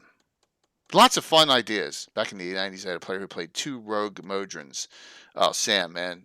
Were you smoking a lot of weed while you were playing that game, man? I can't even imagine. Start off undead, you need to find your soul. Jeff, I kind of like that idea, especially on That's awesome. Making Coco a Penangolin, which is really disgusting. Disgusting. This, yeah. Is that a Romanian? Soul. Oh, I would play it so well. I play it so well. Yes, I play it so well. Do you know what a Penangolin does, Coco? No idea. So they exactly you. Oh. When they go out to feed, they have to take their head and neck and all their internal organs, and they have to detach from the rest of their body. It's disgusting. To feed? Yes. Yeah. And Yeah. it floats It's around. No, disgusting. I would definitely play that. Be like, all right, it's dinner time. There we go. Oh my god! And then they have to go Easy peasy. rest their body parts in vinegar so it fits back inside the body, the corpse. We saw Coco flying around I- Lake Geneva one night. Doesn't it? That sounds. So go to Fiend Folio book and here. They got some. This is where they got in a lot of trouble, because they're like, this is for kids, and you're putting these pictures in here, right? It's cool. It's actually a creepy ass creature. It really is. All right, I'll It's show no you in a joke. second here. Here's the Fiend Folio, right? 1981. Did Penanglins make it into 5th edition? It's a great question. I have no idea. I'm sure no someone clue. have done them. Yeah, but I mean, it's it's an like, official. Here, there you go. Well, here's a better picture. There's a better picture. Where is it? I know there's a better picture where she's feeding on a guy. Is it down here? There it is. There you go. Oh my god, I love that. For kids. Yeah, that's pretty disgusting. This is art. It's art. Oh. We walked around the I corner would play. and saw that. We're like, hey, Coco, do you want some Culvers? Oh my god. That's a good one, Crafty. A troll diviner uses his own entrails to see the future. Yeah. Ugh. Yeah, now we're getting gross. And I thought my crap golem no, was gross. Legendary Games did it. Did a Penanglin for 5e. Oh, that's cool. Yeah, so it's not official Wizard of the Coast, but it's done. Legendary Games have done one. Yep. Yeah, it's a female vampire type. That's disgusting. Mm-hmm. It's a good idea, Korg. I wrote it down. Nice. Yes. Because I will always take suggestions. I think the number one suggestion was from Tim was so far as the 24 hours, 3 sessions adventure. I think that's a go. Just gotta figure out a date and stuff, and that would be cool. That would be really fun. And I just turned off my stream deck again just by playing. There it goes back on. So I think still having good activity to continue along. Shout out to Anna too. Cool. So I don't know where we at. Look at that. It's 20 of 9. We're almost already through. Isn't it insane? So anyone else want to bring up anything that's a highlight from any Greyhawk campaign you played, or something that's memorable? You know, I know we've had a lot of memorable, fun stuff with Fritz and the Tickling Feather, but yeah, well, come on, that was awesome. It was a purple dragon, dude. I got pummeled. You were that so entire salty week that by day. You demolished me. You were the only one that ran to the I'm purple on dragon. Paladin. What am I supposed to do? Because Jay, you said he had a weapon to kill a purple dragon, and you made us think it was a black dragon. You made us think it was a black dragon, but I it did. was a purple dragon. So what? It wasn't. The Foogle. I felt bad about It was that. the axe of gaslight. Yeah, is it was. what I was Yeah, but remember, an axe of dragon slaying, a specific color, still does double damage against any dragon. It just doesn't do he was dark triple purple, against but he that wasn't color. black. Yeah, It was purple. It wasn't black. I mean, come on, that was funny. He was so salty.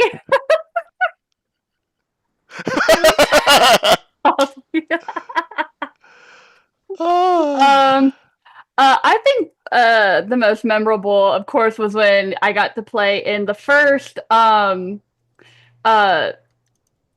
my gosh, St. Jude's fundraiser. Not this year, but the last year. Oh, yeah. And as Elazira, and of course I met Emerson, but I went through that whole game and you did not hit me once. Yep.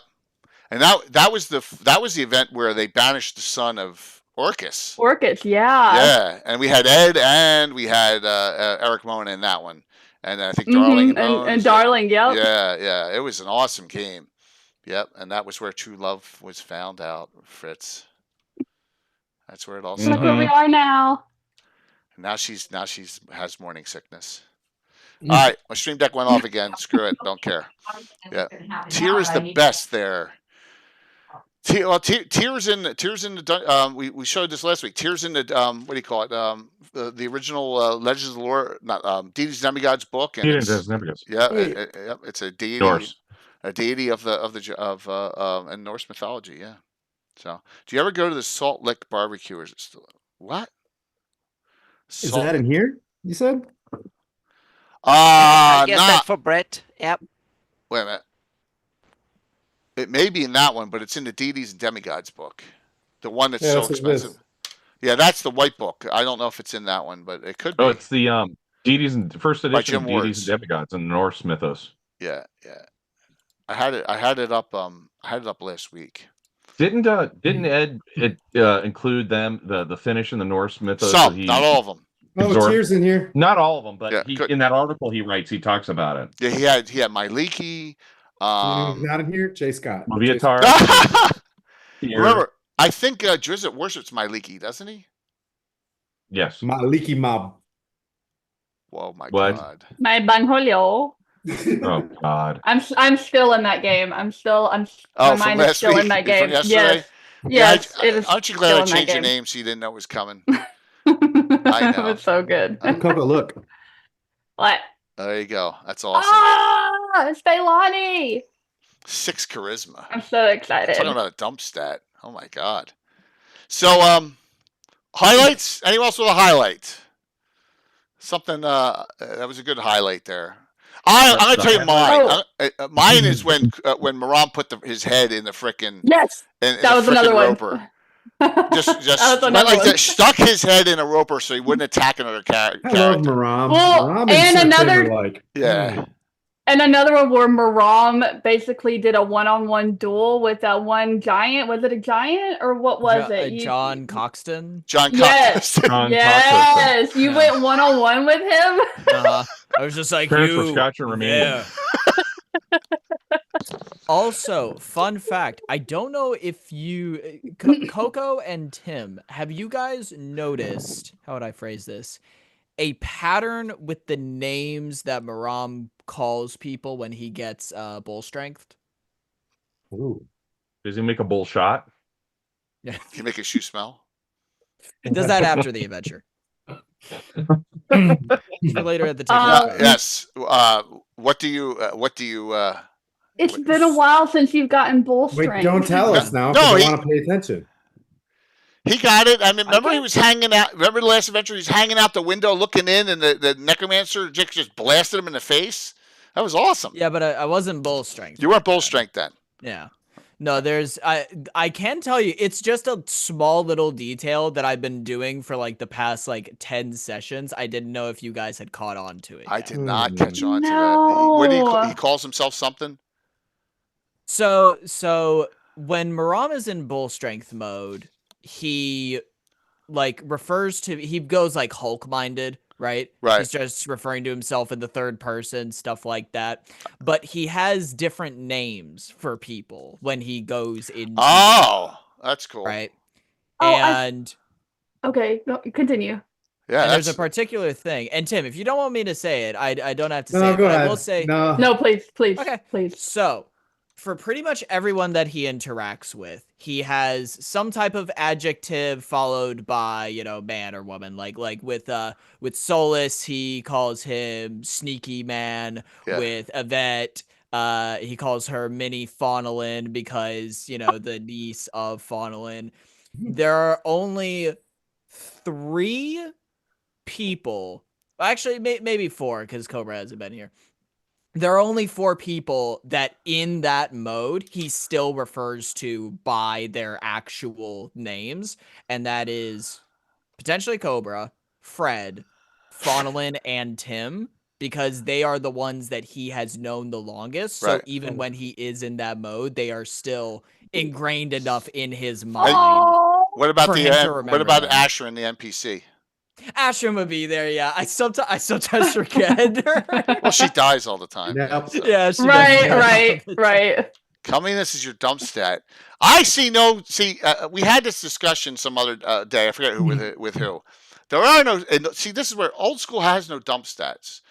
5e may have dump stats. There are no dump stats in old school. That's just my opinion. What do you guys think? Right? No, I would agree. There was a reason why we started using the method of rolling 46 throughout the lowest, was so that we didn't have dump stats like that. I agree. I don't see a stat as a dump stat. I really don't, because wisdom's you're gonna be penalty. Sure aren't in C&C. Exactly, Dale. I just exactly. Yeah. So Well, and the other thing is, if you were running a hybrid where you're making actual, stat checks on a D20, you don't need something that low, or for sure your DM's gonna take advantage of it. Yeah, we're gonna it have. is. I'm just thinking now. We're gonna have to really seriously consider if we're gonna do this 24-hour. Who like we know who Brett and Curtis are gonna play. And I think Tim and I think Cork, but the key is 100% playing Sir. Ooh, play Maram, play Maram. yeah. Well, I think he would, but the question is it going to be Fawnland or is it going to be Elazira? Oh yeah, that hopefully we will have some I will get to play Fauntleroy a little bit more in between. If she doesn't get 9th on one, either fighter or mage, I think I might just stick with Elazira. The problem is that we don't have a mage. We'll figure it out. We'll figure it all out. Yeah. Yeah. Jay, I forgot to add, because this bridge is kind of our original, like what we were talking about in the beginning about that bridge to like the old school stuff, was my most memorable Greyhawk, at least with you, being involved with you in the streams, etc. Most memorable moment was playing in Thursden when I made that final save. Oh, dude, that was so unbelievable. That was what I was going to say. That was yeah. Has everyone heard that story? Tell it again. Tell it again. Okay. In a nutshell, at the end of Thursden, there's particularly you pick these fruit from these trees, and then they all associate with a particular statistic. One of your character stats, and it's if you end up picking one. If you pick another one, it goes. You have a severe penalty. You have to pick the correct one based on your class. Right. There's And I could have stood pat and not done anything, but Erebus had to try to punk me as Fritz, and Fritz was not going to get punked. He's like, in his mind, I'd rather go out, with his self-image being on top than be punked. So I ended up picking one of these fruit, and Fritz's wisdom is 7. Go figure. Well, he had a -4 on his roll. Right, because if you pick a second, if you pick a fruit, you roll your system shock. If you fail your system shock, you are poofed into dust. Yeah, right? you're annihilated. If you pick a second fruit, it's reverse system shock. So if you have a 90% chance on your system shock, you have a 10% chance of surviving. So I said to Curtis when he did that, Fritz needs really, because it's low wisdom, I said, you want to pick another one. Make a save at wisdom -4. So it was 3, 1, 2, or 3 on a D20. So I said, all right. No worries. I'm not going out like this. Rolled, open dice, boom, right there. I rolled a 1. Yep. So Fritz saved and then spent the next 3 minutes going, seriously, he was dancing around the convention room. Yes. No joke. And that's when the photo shoot happened afterwards. That's when the photo. I don't know how to find that. That was so awesome, man. Jay, also, after about 90 seconds of it, Jay was just like, "All right, Curtis, wrap this up." I'm like, "Oh." That's how we got this picture coming up. Yes. Yep. Yes. An icon. He was still glowing. Yeah, that was it, and that was Fritz is a vain, pretty man. That was great, and that was a fun 3 days. It was very exhausting. It was very fun because our good friend Todd Stashwick played in game day 2. Right? We had Yoav play day 3. Rob, how many days did you play? Did you play in 2 or 1? I always get confused. And we had a whole bunch of other people in those tables. Anna was there hanging the one day, and Ed was hanging there the one day. It was fantastic, but it was too much. I mean, I DM'd if you count them each day and all in between, I DM'd like 8 times. It was a lot. It was a lot of those 2 weekends. That was a long stretch. Yeah. Now, if they asked me to come back to come back and do the tournament, the big tournament before, I would consider it. But I don't know if I'm that important yet. Have a 2-week convention. That was kind of Gary Conrob convention. Founders and Legends last year. Fun. Yes. Yeah. Founders and But it Legends. is fun to have. Yeah. Yep. We're still trying to get you under contract for Tower Gygax for 26, Jay. So I'm in on that. Yeah, you're spoken for. Yeah, I'm in on that. You know that. I may do something even crazier. Oh, did you see? Oh, so I'm running the adventure I ran yesterday at Page, by the way, on Thursday Okay. night. I'm good to run that. I don't care. Yeah. Yeah. Yeah. Oh, you snuck in because someone canceled. That's right. That's right, Rob. That was good. So, all right. Any other final experiences here? We'll do some shout outs coming up, and I appreciate you all. Look at it. The 2 hours went like that. It's how, I mean, you see how fast things go. He was real good. Yeah. Mhm. I'll just give a quick shout out because we've talked about a lot of stuff in the last couple hours. Yeah. Since it'll be almost 4 years now, I never really knew that there was that greater world. Like we were talking about connectivity. I just want to give a shout out to like the Discord, kind of our Discord crowd, the community that kind of brought us all together. I will say this, Jay, and you're gonna wince, but a lot of credit goes to one person that turned me on to Cannon Fire Discord and Gary Con volunteering and everything else. It's Josh. I'm not with you about Josh. It's all in good fun. It's all in good fun with Josh. Yep.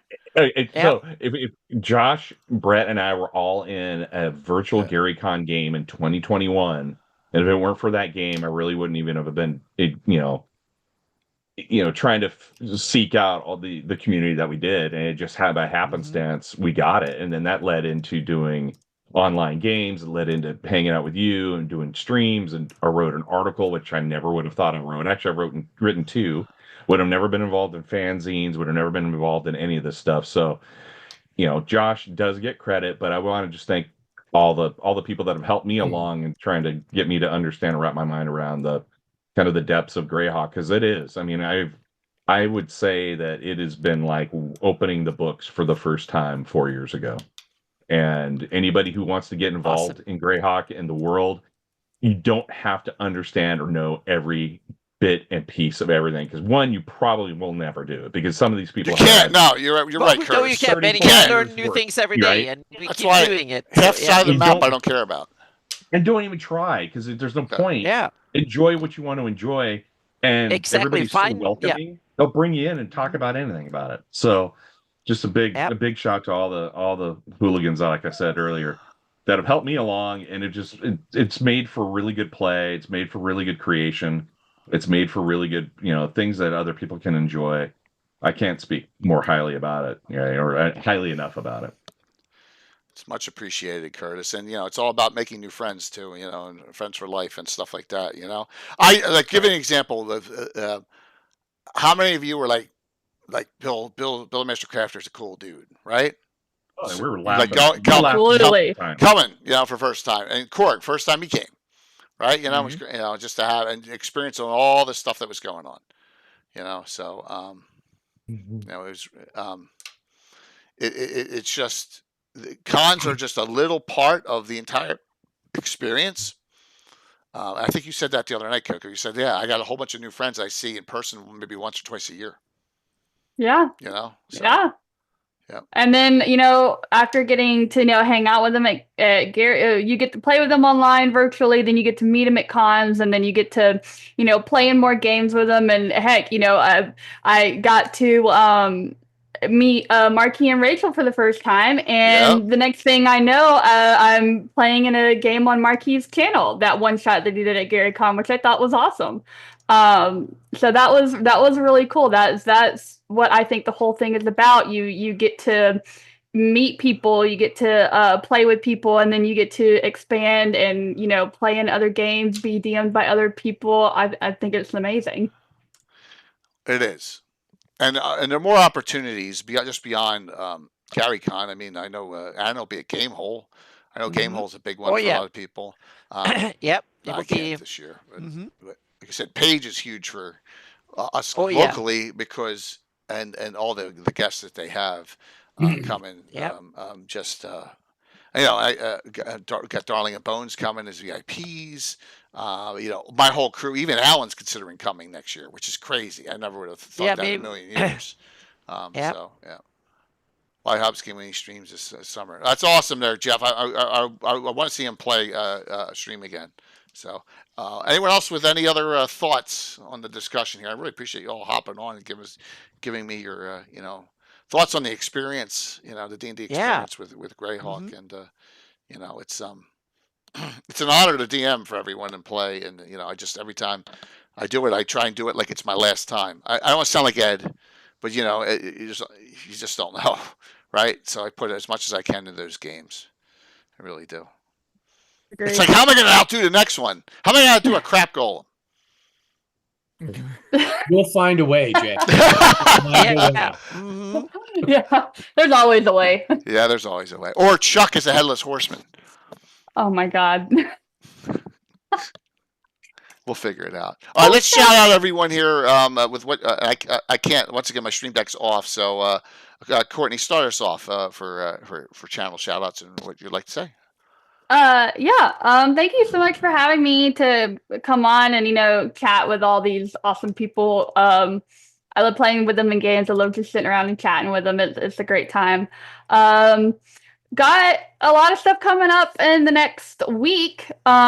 Tuesday we'll be back on our 4th week on Darling Creepshow's channel. Kurt will be DMing Under the Floorboards. The Shadow Dark is really fun. I love my character, Busty Rhonda. She is a serotonin menace, let's just say. Oh.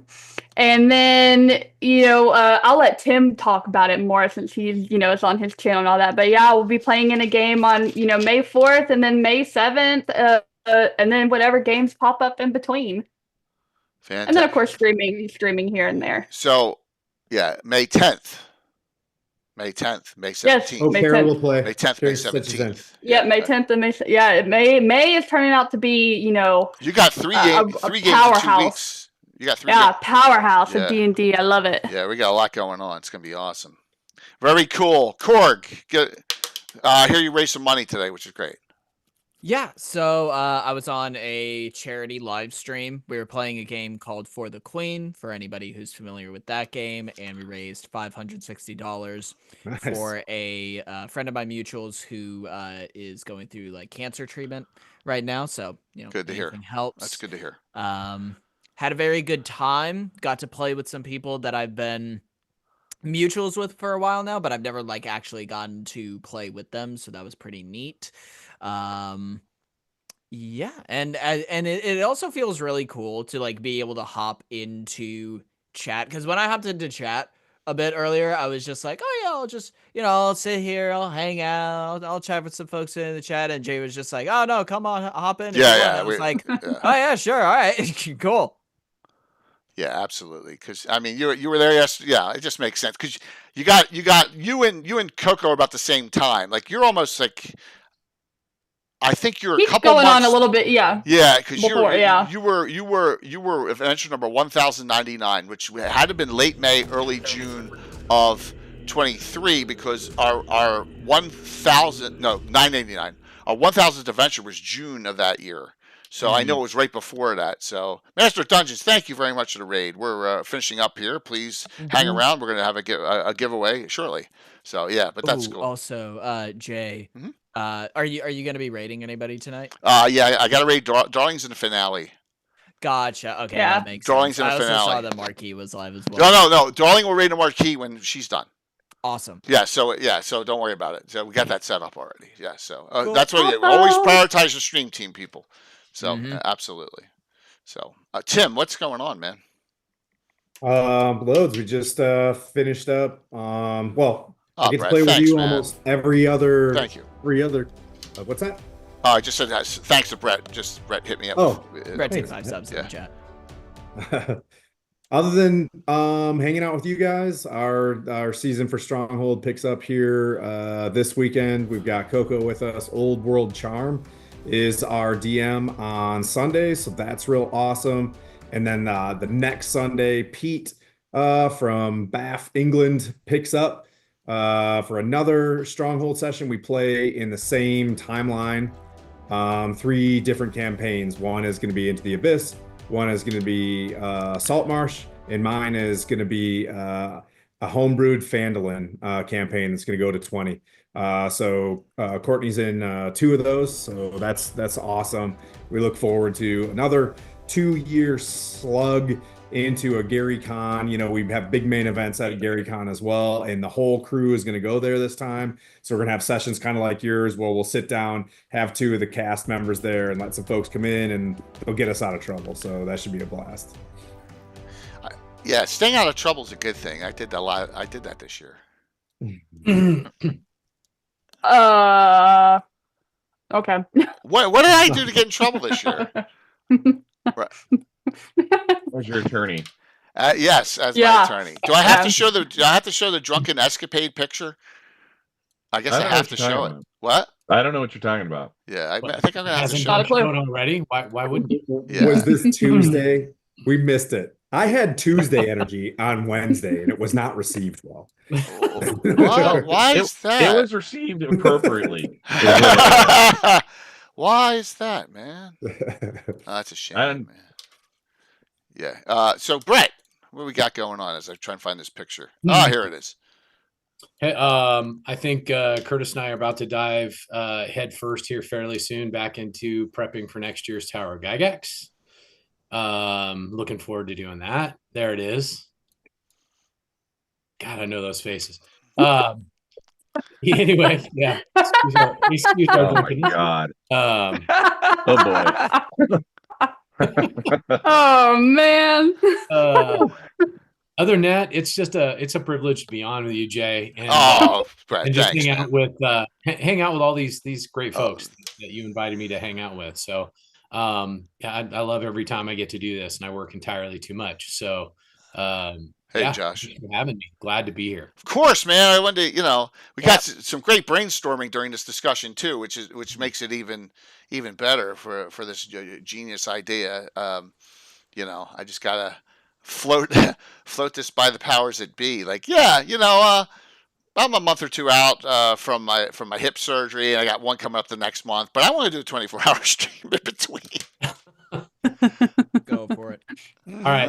Well, I'll tell you this, Jay. If you're gonna do it, I can't really complain, right? Right. That's it, man. It's just like, and I remember how. That's it. We signed up. Yeah, absolutely. You're already in it. Get over it. So do you see in chat? Admins did a great job corralling all those cats, including the really difficult ones like me. He's not wrong. He's not. Jay, you and that scooter were something else. That's what I meant by trouble. That's the photo you need to pull up, Jay. Is the one on the scooter? I don't have one on me on the scooter. I just have the scooter itself, so with the flag on it, which I'm keeping. The flag's downstairs. Hey, Josh. I thought there was one where you and I are on. Oh, we're racing. Oh my God. Oh man. I don't know if I have that one. And when all the chairs fell everywhere and I don't. That one I think someone else took and gave it to me. So I don't know if I have it in my folder. Yeah, and I got ran over that one time. It's all good. Yeah, I know. Josh asked me to go get one for the imminent David Wesley that night. And you said you got to turn that down. I'm like, I've never driven a scooter before. And then it took off, and I ripped it over. Can you get a DUI on a rascal? I was not drinking then. There was a window of time where I was not drinking, and put it up to the front desk. Unfortunately, I don't see that one in any of my folders. I have 100 some pictures, and I don't see it. I think that someone else linked that. So it's a funny one again.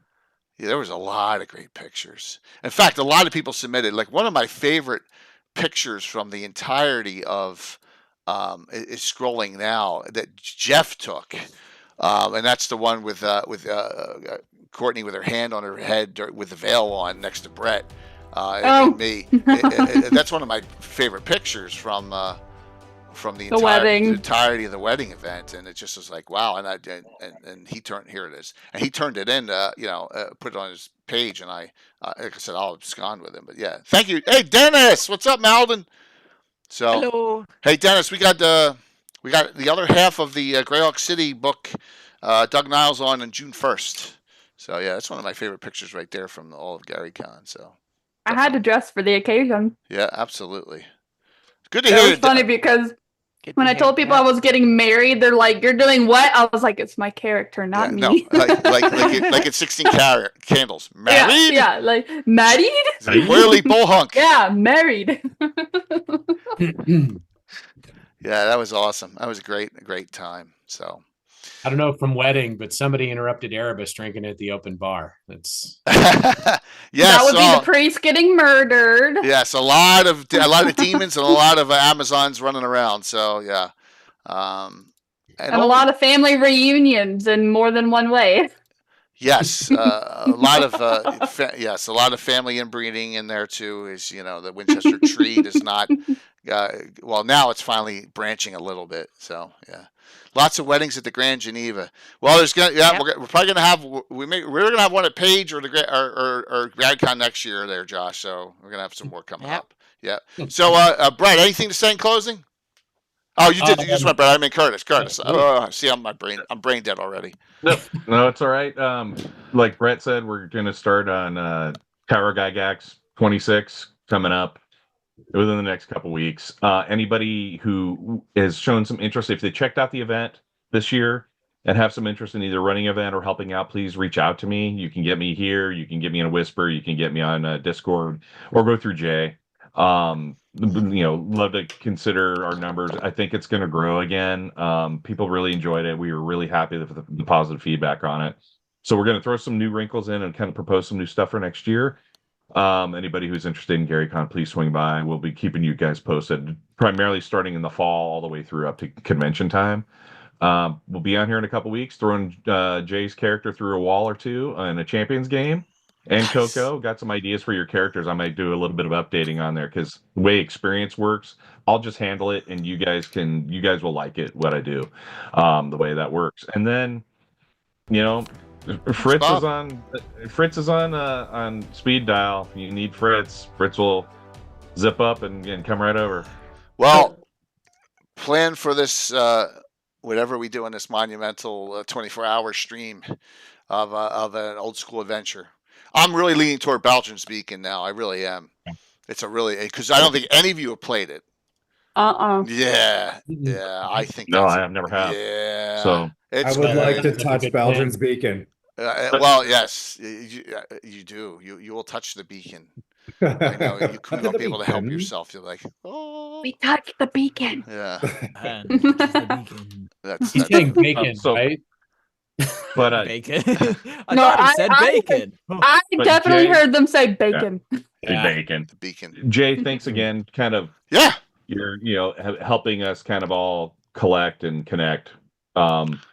Especially for the topic of this show, it is definitely one of the anchors in terms of getting us all together under the Greyhawk umbrella. And it does help that there are people in the community that are kind of help get us all together. So thanks for that. Just note, man, and everyone else, you're playing in other games and other channels. That's great. That's the whole thing. It's a community. It's not just me. I always said, go do it. Go do it. I mean, I don't want to toot my own horn, but Jay, I'm a good example. You were basically my stepping stone, and now look where I am. Only a year and a half later. That's it. And I, you keep the times open for my games, and that's what I'm appreciative of. And so I appreciate yes. Damn Chuck, whatever Chuck wants. No, I'm just kidding. So, and anything to shout out here? We can wait for Sunday for of my stuff. I just want to thank you all for being here and all the awesome stuff you've done playing my games and all the cool stuff. Brett and Curtis and Coco running Tower Gygax. That was awesome fun. And Korg that I've only met a few times and played with, but welcome to the community. So it's awesome. And so thank you guys, and thank you everybody watching to make this possible for us to and for me to have so much fun and giving me so many awesome friends. So thank you. Yeah. Very cool. Here's what's up this week. Wednesday night. Don't miss this one. All about Tensor. Ooh. Yeah. This is going to be a good one. So we got some really good source material. Yes, to work with thanks to Alan Grohe and to Rick Dewey Carthon. We got some stuff. And Gary. I'm trying to get Rick on, but I think he's got to work that night. I know Alan's got to work that night, so maybe Gary, you'll fill in. But all about Tensor.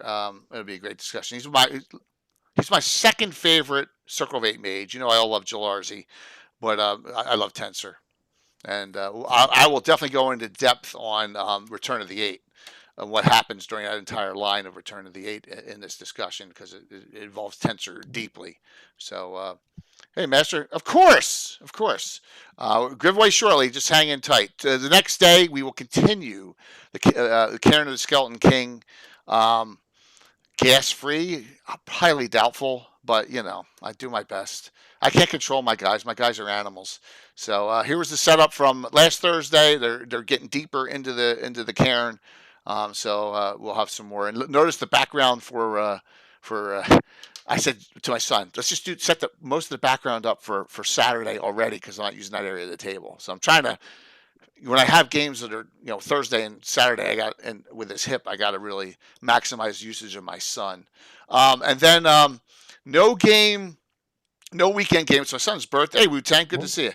My son's birthday on this Saturday, so if I stream something, because it'll be in the morning, we're gonna play World of Tanks on the tabletop, just he and I in the board game. If we do anything, but we'll see. It may not happen. I'm getting new lights put in the basement soon. Electrician may be coming on this upcoming Saturday as well. All right, so we have this. I have great news. As this is going on, I always get Discord messages. Someone sent me this.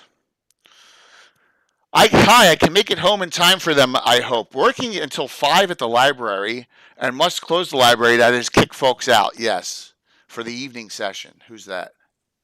Ed. The library is Ed. Yeah. So, he's the only one that I know that works at a library. Right. So yeah. the 17th is a doubleheader event. Champions from noon to 4. Slav Squat Squad / 2-drink minimum crossover game from 6 p.m. on. With confirmed players, Ed, Darling, Bones, Coco. So far. Okay. Eric Mengi, I need to get for this. And if he can't, well, we'll work things out around that. So that is the 17th. The 10th in 2 weeks is Bone Baddies. So it'll definitely be Korg and Tim and Coco. And we're going to see if Film Girl's available. And we're going to see if Kara's available. And Dessa's more likely in on that as well. What am I doing? Kara's good. Kara's good. Okay, well, there we're good. We're good. And if Dessa is in and Film Girl's not, I may add one other person in as the 6th guest on that one as well. So that'll be on the 10th. All right? That's what's going on. So let's do the giveaways, and then let's get out of here. We're rating the Darling. So I'm going to pop Jay. I just got a note from Live. So go for it, man. Go for it. You guys are here longer than I thought. Thank you so very much. See you, Curtis. No worries. Take care. Really appreciate it. You soon. Thank you. There we go. So if you win and you don't have these and you're new, it's because of all the giveaways. I'm giving you 3. I'm going to give you the new revised, the original Greyhawk one, and the Greyhawk Adventure Begins by Roger Moore, the 2.5 one. Good one. All right, all 3. Yep. If you win, if you have these, then we can work out other ones. But so it's a 3-bagger for the winner. Sound good?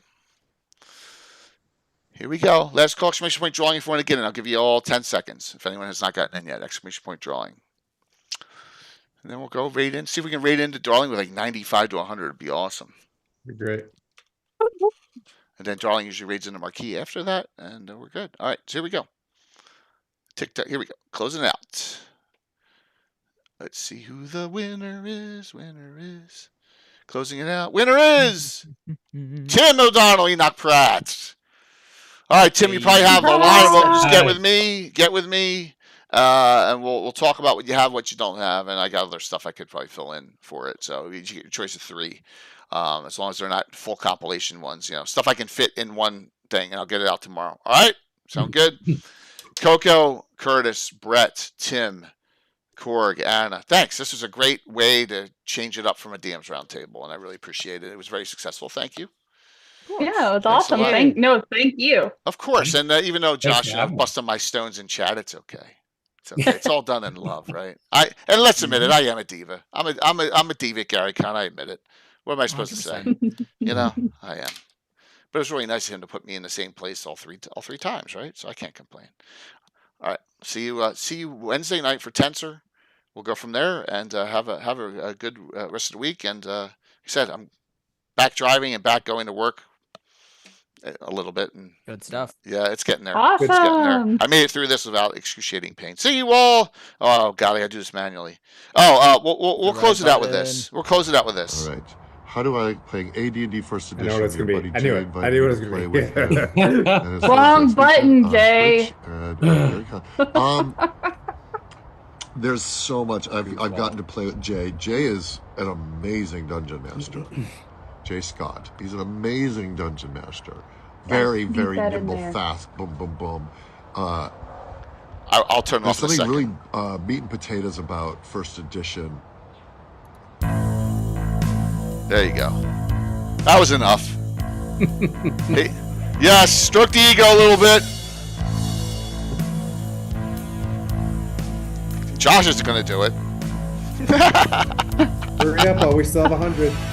Yep, ready now. Even after that. Do it. Do it. Starting to read. This is the finale, by the way, everyone. So, say hi to him. Yep, 95, 99, 100, 5, 4, 3, 2, 1. See you Wednesday. Bye. They look so good. Yeah. Awesome. Let me shut this off.